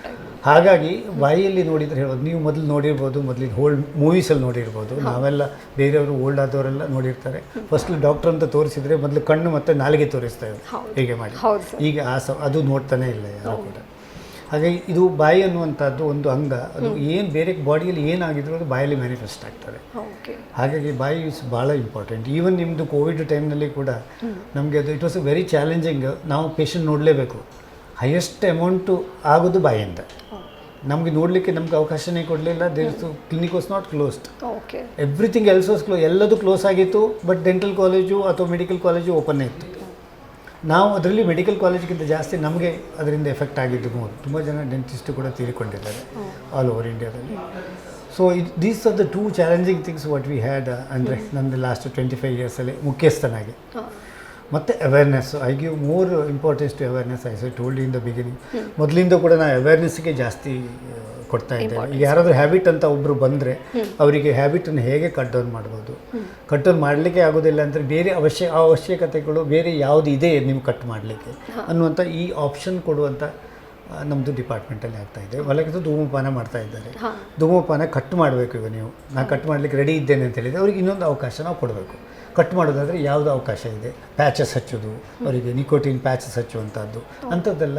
We have a nicotine replacement centre ಮತ್ತು ಕ್ಲಿನಿಕ್ಕು ಕೂಡ ಇದೆ, ನಮ್ಮಲ್ಲಿ ಕ್ಲಿನಿಕ್ಕು ಕೂಡ ಇದೆ. ಹಾಗಾಗಿ ಈ ವಿಷಯದಲ್ಲಿ ನಾವು ಐ ಥಿಂಕ್ ಭಾಳ ಮುಂದುವರೆದಿದ್ದೀವಿ ಅಂತ ಹೇಳ್ಬೋದು. ಇದೊಂದು ಚಾಲೆಂಜಿಂಗ್ ಅಂತ ಎನಿಸ್ತದೆ ನನಗೆ ನಮ್ಮ ಡಿಪಾರ್ಟ್ಮೆಂಟ್ನಲ್ಲಿ. ಸೊ ಹಾಗಾದರೆ ನೀವು ಧೂಮಪಾನವನ್ನು ರೆಡ್ಯೂಸ್ ಮಾಡುವಂಥ, ಅಂದರೆ ಆ ಒಂದು ಸಂಖ್ಯೆ ಕಟ್ ಮಾಡುವಂಥದ್ದು ಫಸ್ಟು. ಕೆಲವರು ಕಟ್ ಮಾಡಲಿಕ್ಕೆ ಆಗೋದಿಲ್ಲ ಹೇಳ್ತಾರೆ, ಆವಾಗ ನಾವು ಅಟ್ಲೀಸ್ಟ್ ರೆಡ್ಯೂಸ್ ಅಂತ ಹೇಳ್ತೇವೆ. ಈಗ there is a psychological problem also associated with. ಈಗ ಓಲ್ಡು 70-75 ಇಯರ್ಸ್ನವರು ಬಂದು ಧೂಮಪಾನ ಮಾಡ್ತಾ ಇದ್ದೇವೆ, ನೀವು ಕಟ್ ಮಾಡಬೇಕು ಅಚ್ಚರೆ ಅಂತ ಹೇಳಿದರೆ ಅವರಿಗೆ ಬೇಜಾರಾಗ್ತದೆ. ಯಾಕೆಂದರೆ ಕಟ್ ಮಾಡಿದ ಕೂಡ ಅವ್ರ ಟೆನ್ಷನ್ ಜಾಸ್ತಿ ಆಗಲಿಕ್ಕೆ ಸ್ಟಾರ್ಟ್ ಆಗುತ್ತೆ. ಮೇ ಬಿ ಅವ್ರ life may come down because of the tension. ಆವಾಗ ಏನು ಮಾಡ್ಲಿಕ್ಕೆ ಹೇಳ್ತೇವೆ ನಾವು, ವಿ ಹ್ಯಾವ್ ಟು ಮಾಡಿಫೈ ಅವರ್ treatment plan to him. Rather than cut ಮಾಡಿ ನಿಮಗೆ ನ್ಯೂಕ್ಲಿಯೋಟೈಡ್ ರಿಪ್ಲೇಸ್ಮೆಂಟ್ ಥೆರಪಿ ಕೊಡ್ತೇನೆ ಅಂತ ಹೇಳಲಿಕ್ಕೆ ಆಗೋದಿಲ್ಲ. ಆ ಟೈಮ್ನಲ್ಲಿ we have to go with him. ನೀವು ಹೇಳಿ ಕಡ್ಡನ್ನು ಮಾಡಿ ಸ್ವಲ್ಪ ಕಡಿಮೆ ಮಾಡಿ, ನಿಮ್ದು ಏಜ್ ಆಗಿದೆ, ಹಾಗೆ ನಾವು ಒಂದು ಪರಿಚಯಿಸಬೇಕಾಗ್ತದೆ ನಮ್ಮ ಟ್ರೀಟ್ಮೆಂಟ್ ಪ್ಲ್ಯಾನನ್ನು. ಅದು ಪುಸ್ತಕದಲ್ಲಿ ಇದ್ದಾಗ ಎಲ್ಲ ಟ್ರಾನ್ಸ್ಲೇಟ್ ಮಾಡಲಿಕ್ಕೆ ಆಗೋದಿಲ್ಲ, ನಾವು ಚೇಂಜ್ ಮಾಡ್ತಾ ಇರಬೇಕು. ಹೇಗೆ ಪೇಷಂಟ್ ಬರ್ತಾರೋ ಹಾಗೆ ಚೇಂಜ್ ಮಾಡಬೇಕಾಗುತ್ತೆ. ಇದು ಒಂದು ಚಾಲೆಂಜಿಂಗ್ ಅಂತ ನನಗೆ ಅನಿಸ್ತದೆ ಡೆಂಟಿಸ್ಟಿಗೆ, ಎಸ್ಪೆಷಲಿ ಡೆಂಟಿಸ್ಟಿಗೆ. ಓಕೆ, ಸೊ ನೀವು ಆ ಒಂದು ಏನು ಹ್ಯಾಬಿಟನ್ನು ಸಂಪೂರ್ಣವಾಗಿ ನಿರ್ಮೂಲನೆಗೊಳಿಸ್ಲಿಕ್ಕೂ ಕೂಡ ಸುಮಾರು ಅವಕಾಶಗಳಿದ್ದಾವೆ. ಅವಕಾಶಕ್ಕೆ ಇಲ್ಲಿ ಕೂಡ ನಮ್ಮ ಸಂಸ್ಥೆಯಲ್ಲಿ ಕೂಡ ಅವಕಾಶ ಇದೆ. ಓಕೆ, ಸೊ ಸುಮಾರು ಆ ಒಂದು ನಿಟ್ಟಿನಲ್ಲಿ ತುಂಬ ವರ್ಕನ್ನು ಮಾಡಿದ್ದೀರಿ. ತುಂಬ ಗ್ರೇಟ್ ಸರ್ ಆ್ಯಕ್ಚುಲಿ. ಹಾಗೆ ಸರ್, ನಿಕೋಟಿನ್ ರಿಪ್ಲೇಸ್ಮೆಂಟ್ ಅಂತ ಹೇಳಿದರೆ ಅದು ಹೇಗೆ, ಅದು ಏನು? ನಿಕೋಟಿನ್ ರಿಪ್ಲೇಸ್ಮೆಂಟ್ ಅಂತ ಹೇಳಿದ್ರೆ, ನಾವು ಸ್ಮೋಕ್ ಮಾಡೋ ಮೊದಲು ನಿಕೋಟಿನ್ ಪ್ಯಾಚಸ್ ಅಂತ ಬರ್ತದೆ, ನಿಕೋಟಿನ್ ಗಮ್ ಅಂತ ಬರ್ತದೆ, ಚೂಯಿಂಗ್ ಗಮ್ ಇದೆಯಲ್ಲ, ಅದೇ ಥರ ಚೂಯಿಂಗ್ ಗಮ್ಗಳು ಬರ್ತವೆ. ಅದ್ರ ಬದಲಿಗೆ ಇನ್ನು ರಿಪ್ಲೇಸ್ ಮಾಡುವಂಥದ್ದು. ಈಗ ಫಾರ್ ಎಕ್ಸಾಂಪಲ್ ಒಬ್ಬರು ಆಫೀಸಲ್ಲೇ ಇರ್ತಾರೆ, ಆಫೀಸಲ್ಲಿ ಸ್ಮೋಕಿಂಗ್ ಇಸ್ ನಾಟ್ ಅಲೌಡ್ ಅಂತ ಇರ್ತಾನೆ, ಅವನಿಗೆ ಅರ್ಜ್ ಬರ್ತಾ ಇದೆ ಆವಾಗ ಸ್ಮೋಕ್ ಮಾಡಬೇಕು ಅಂತ. ನಾವು ಮೊದಲು ಹೇಳೋದು ಫಸ್ಟು ನಿಕೋಟಿನ್ ಬಿಡಬೇಕು ಅಂತಲೇ ಹೇಳೋದು. ನಾನು ಅಡ್ವಾನ್ಸ್ ಮಾಡ್ತಾ ಇಲ್ಲ ನಿಕೋಟಿನ್ ಮಾಡೋದು. ಅವರಿಗೆ ಏನು ಮಾಡ್ತೇವೆ ನಾವು, ಆ ಟೈಮಲ್ಲಿ ನಿಕೋಟಿನ್ ಗಮ್ ಕೊಟ್ಟಿರ್ತೇವೆ. When you're in the office don't smoke, others get problem ಆಗುತ್ತೆ. So use nicotine gum. Nicotine level is maintain. ಇದು ಸೈಂಟಿಫಿಕ್ ಸ್ಟಡಿ ಹೇಳ್ತದೆ ಇದು ಲೆಸ್ ಹಾರ್ಮ್ಫುಲ್ ಅಂತ, nicotine replacement rather smoking. Smoking ಅವ್ರನ್ನ ಮಾತ್ರ ಅಲ್ಲ, ಅವ್ರ ಹತ್ರ ಇದ್ದವ್ರು ಎಲ್ರಿಗೂ ಆಗುತ್ತೆ. ಅದು ಒಂದು ಅವಕಾಶಗಳು ಇಲ್ಲಿ ಕಡಿಮೆ. Nicotine gum, nicotine patches some 18 hours work ಆಗೋದಿದೆ, 24 hours ವರ್ಕ್ ಆಗುವಂಥದ್ದಿದೆ. ಹಾಗಾಗಿದೆ ಡಿಪೆಂಡಿಂಗ್ ಅಪಾನ್. ಕೆಲವರು ಏರ್ ಟ್ರಾವೆಲಿಗೆ ಹೋಗೋರು ಕೂಡ ಹಚ್ಚಿಕೊಂಡು ಹೋಗ್ತಾರೆ. ಸೊ ಈಗ ಇಲ್ಲಿಂದ US ಗೆ ಹೋಗಬೇಕಾದ್ರೆ 14 hours ಆಗುತ್ತೆ, ಆವಾಗ ಅವರಿಗೆ ಅವಕಾಶಗಳು ಇರೋದಿಲ್ಲ, ಆವಾಗ ಅದನ್ನ ಹಚ್ಚಿಕೊಂಡು ಹೋಗಿರ್ತಾರೆ. Nicotine level is maintained. ಹಾಗೆ ವೇರಿಯಸ್ ಹಂತಗಳಿದ್ದಾವೆ. ಇದು ಫಸ್ಟ್ ಹಂತ. ಸೆಕೆಂಡ್ ಹಂತದಲ್ಲಿ ಅದನ್ನ ಸ್ಪ್ಯಾನ್ ಮಾಡುವಂಥದ್ದು 24 hours 48 hours ಮಾಡುವಂಥದ್ದು. ಅವರಿಗೆ ಫೋಬಿಕ್ ಎಫೆಕ್ಟ್ ಇರ್ತದೆ, ಅದು ಹಚ್ಚಿದ್ದೇವೆ ನಮಗೆ ಬೇಡ ಆಗ್ತದೆ ಅಂತ ಹೇಳಿ. ಮತ್ತು ಸೈಕಲಾಜಿಕಲ್ ಕೌನ್ಸೆಲಿಂಗ್. ಈಗ ಸಡನ್ನಾಗಿ ಒಂದು ಹ್ಯಾಬಿಟನ್ನು ಬಿಟ್ಟು ಕೂಡಲೇ ಸೈಕಲಾಜಿಕಲಿ ಕೌನ್ಸಿಲಿಂಗ್ ಮಾಡಲೇಬೇಕಾಗುತ್ತೆ. ಅವರಿಗೆ ಟೆನ್ಷನ್ ಬಿಲ್ಡಪ್ ಆಗಲಿಕ್ಕೆ ಸ್ಟಾರ್ಟ್ ಆಗ್ತದೆ. ಓಕೆ, ಇಷ್ಟು ದಿವಸ ಮಾಡುವಂಥ ಕೆಲಸಗಳು ಸಡನ್ನಾಗಿ ಬಿಟ್ಟು ಕೂಡಲೇ ಆ ನಿಕೋಟಿನ್ ಲೆವೆಲ್ ಡೌನ್ ಆದ ಕೂಡಲೇ psychological counselling is very much required. ಕೆಲವರು ಕಂಪ್ಲೀಟ್ ಡಿಪ್ರೆಷನಿಗೆ ಹೋಗಿಬಿಡ್ತಾರೆ. ಇದೆಲ್ಲ ಚಾಲೆಂಜಿಂಗ್ ಥಿಂಗು. ಹೇಳೋದು ಅಷ್ಟಲ್ಲ, ಅದನ್ನು ಪರಿಣಾಮವಾಗಿ ಅನುಸರಿಸೋದು ಭಾಳ ಇಂಪಾರ್ಟೆಂಟ್. ಸೊ ಅದನ್ನು ನಾವೊಂದು 3-4 ತಿಂಗಳು ಈ ಪೇಷಂಟ್ ಒಟ್ಟಿಗೆ ಎವ್ರಿ ಟೈಮ್ ರೆಗ್ಯುಲರ್ ಕರೆದು 15 daysನಲ್ಲಿ ಚೆಕಪ್ ಮಾಡ್ತಾ ಇದ್ದು ಮತ್ತೆ ನಾವು ಕಂಟಿನ್ಯೂಸ್ ಕ್ಲೋಷರಿಗೆ ಹೋಗಬೇಕಾಗುತ್ತೆ. ಅದರಲ್ಲಿ ಕೂಡ ರಿಲ್ಯಾಪ್ಸ್ ಇರ್ತದೆ. ಕೆಲವರು ಕಂಪ್ಲೀಟ್ ಸ್ಟಾಪ್ ಮಾಡಿ ಒಂದು 5 days ಸ್ಟಾರ್ಟ್ ಆಗಿ. ಸೊ ಅದಕ್ಕೆ ನಾವು ಫಸ್ಟೇ ಕನ್ಸೆಂಟ್ ತೊಗೊಂಡಿರ್ತೇವೆ, ಈ ಶುಡ್ ನಾಟ್ ಸ್ಟಾರ್ಟ್ ಇನ್ನೂ ಸ್ಟಾರ್ಟ್ ಮಾಡಬಾರ್ದು ಅನ್ನುವಂಥ ವಿಷಯದಲ್ಲಿ. ಸೊ ತುಂಬ ಒಂದು ಈ ನಿಟ್ಟಿನಲ್ಲಿ ತುಂಬ ರೆಡ್ಯೂಸ್ ಆಗಿದೆ ಆಲ್ಮೋಸ್ಟ್ ಏನು ಕನ್ಸಂಪ್ಷನ್ ಮಾಡುವಂಥದ್ದು, ಈ ಹ್ಯಾಬಿಟೇಟ್ ಏನು ಹೇಳುವಂಥದ್ದು. ಸೊ ತುಂಬ ರೆಡ್ಯೂಸ್ ಆಗಿದೆ ಅಂತ ಹೇಳ್ಬೋದೇನೋ. ಹೇಳ್ಬೋದು, ಯಾಕೆಂದರೆ ಗೌರ್ಮೆಂಟ್ ಲಾ ಕೂಡ ಅದಕ್ಕೆ ಒಂದು ಪೂರಕವಾಗಿದೆ. ಗೌರ್ಮೆಂಟ್ ಲಾ ಈಗ ಹೊರಗಡೆ ಪಬ್ಲಿಕ್ ಪ್ಲೇಸ್ನಲ್ಲಿ ಮಾಡಲಿಕ್ಕೆ ಇಲ್ಲ ಅಂತ ಉಂಟು. ಹಾಗಾಗಿ ಹೆಚ್ಚಿನ ಜನಗಳು ನೀವು ಕಾಣ ಸಿಗೋದಿಲ್ಲ ರಸ್ತೆಯಲ್ಲಿ ಸ್ಮೋಕ್ ಮಾಡಿಕೊಂಡು ನಿಂತ್ಕೊಂಡಿರುವಂಥದ್ದು. ಆಫೀಸಲ್ಲಿ ಇದು ನಮ್ಮದು campus free, smoke free campus. So this nobody is allowed to smoke. ಹಾಗಾಗಿ ಈ ಅವಕಾಶಗಳು ಕಡಿಮೆ ಆಗೋದ್ರಿಂದ ಟು ಸಮ್ ಎಕ್ಸ್ಟೆಂಟ್ ಕಡಿಮೆ ಆಗಿದೆ ಅಂತ ಹೇಳ್ಬೋದು ಈ ಗೌರ್ಮೆಂಟ್ ರೂಲ್ಸ್ ಆ್ಯಂಡ್ ರೆಗ್ಯುಲೇಷನ್ಸಿಂದ. ಮತ್ತು ನಮ್ಮ ಮೇಲೆ ನಮ್ಮ ಈ ಅಡ್ವೈಸಿಂದ ಕೂಡ ಕೆಲವರು ಕಡಿಮೆ ಮಾಡಿರ್ಬೋದು ಅನಿಸ್ತಾ ಇದೆ. ಸರ್, ಏನಪ್ಪ ದಂತ ವೈದ್ಯಕೀಯ ಕಾಲೇಜಿನ ಪ್ರಾಂಶುಪಾಲರಾಗಿ ನಮ್ಮ ವೀಕ್ಷಕರಿಗೆ ಈ ಒಂದು ಬಾಯಿ ರೋಗದ ಬಗ್ಗೆ, ಅದನ್ನು ತಡೆಗಟ್ಟುವುದರ ಬಗ್ಗೆ ವೀಕ್ಷಕರಿಗೆ ಏನಾದರೂ ಸಂದೇಶ ಕೊಡ್ತೀರಾ? ನಾನು ವೀಕ್ಷಕರಿಗೆ ಹೇಳೋದಂದರೆ ಇಷ್ಟೇ, ನೀವು ಅಟ್ಲೀಸ್ಟ್ ಒಂದು ವರ್ಷದಲ್ಲಿ ಒಮ್ಮೆ ಆದರೂ ಡೆಂಟಿಸ್ಟನ್ನು ಮೀಟ್ ಮಾಡಿ, ಮಕ್ಕಳಿರಲಿ ಯಾವ ಪ್ರಾಯದವರೇ ಇರಲಿ ಒಮ್ಮೆ ಮೀಟ್ ಮಾಡಿ ದಂತ ವೈದ್ಯರ ಸಲಹೆಯನ್ನು ತಗೊಳ್ಳಿ. ಅಟ್ಲೀಸ್ಟ್ ಒಂದು ವರ್ಷದಲ್ಲಿ. ಈ ಡಾಕ್ಟರು ದಂತ ವೈದ್ಯರು 6 ತಿಂಗಳಲ್ಲಿ ಬಂದು ಮೀಟ್ ಮಾಡಬೇಕು ಅಂತ ಹೇಳಿದರೆ ಬಂದು ಮೀಟ್ ಮಾಡಬೇಕು. ಅದರ್ವೈಸ್ ಒಂದು ವರ್ಷದಲ್ಲಿ ಒಮ್ಮೆ ಆದರೂ ಹೋಗಿ ಮೀಟ್ ಮಾಡಬೇಕು. Regular brushing is very very important. ಬೆಳಗ್ಗೆ ಮತ್ತು ರಾತ್ರಿ ಬ್ರಷ್ ಮಾಡಲೇಬೇಕು. ಓಕೆ, ನಮಗೆ ಏನೀಗ ಇದು ದಂತಕುಳಿಗಳು ಜಾಸ್ತಿ ಆಗಿದ್ದಾವೆ. ಯಾಕೆ ಅಂತ ಹೇಳಿದರೆ ನಾವು ಬಾಯಿ ತೊಳೆದು ಸ್ಟಾಪ್ ಮಾಡಿದ್ದೇವೆ. ಮೊದಲಿನ system we are going along with the western system. ಯಾವುದು, ನೀವು ಟಿಶ್ಯೂ ಪೇಪರ್ ಯೂಸ್ ಮಾಡುವಂಥದ್ದು. ಇದರಿಂದ ನನ್ನ ಲೆಕ್ಕದಲ್ಲಿ ಬಾಯಿಯ ಆರೋಗ್ಯದ ಕಡೆ ಬ್ಯಾಡಾಗಿ ಇಂಪ್ರೆಸ್ ಆಗಿದೆ ಅಂತ ಹೇಳ್ತಾ ಇದ್ದೇನೆ.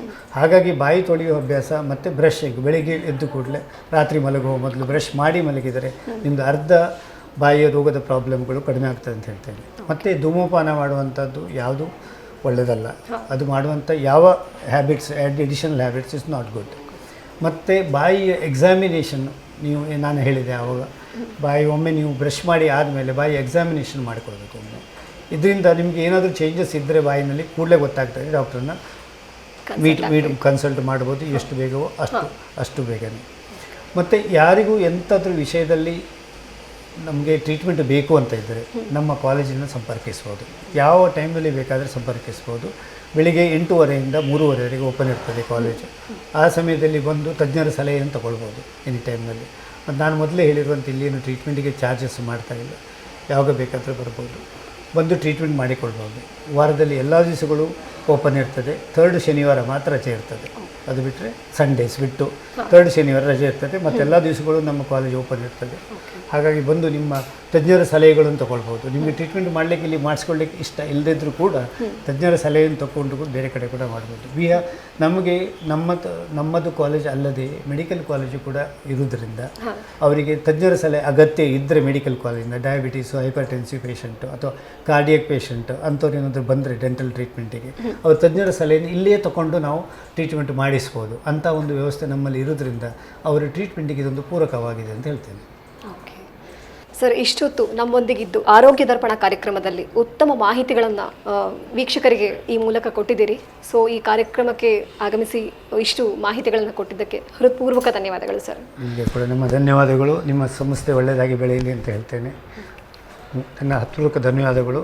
ನಮ್ಮ ಕಾಲೇಜಿನ ಎಲ್ಲ ಸಹ ಸಿಬ್ಬಂದಿಗಳು, ಪೇಷಂಟ್ಗಳು, ನಮ್ಮ ವರ್ಕ್ ಮಾಡುವಂಥ ಎಲ್ಲರಿಂದಲೂ ತಮಗೆ ಧನ್ಯವಾದಗಳು.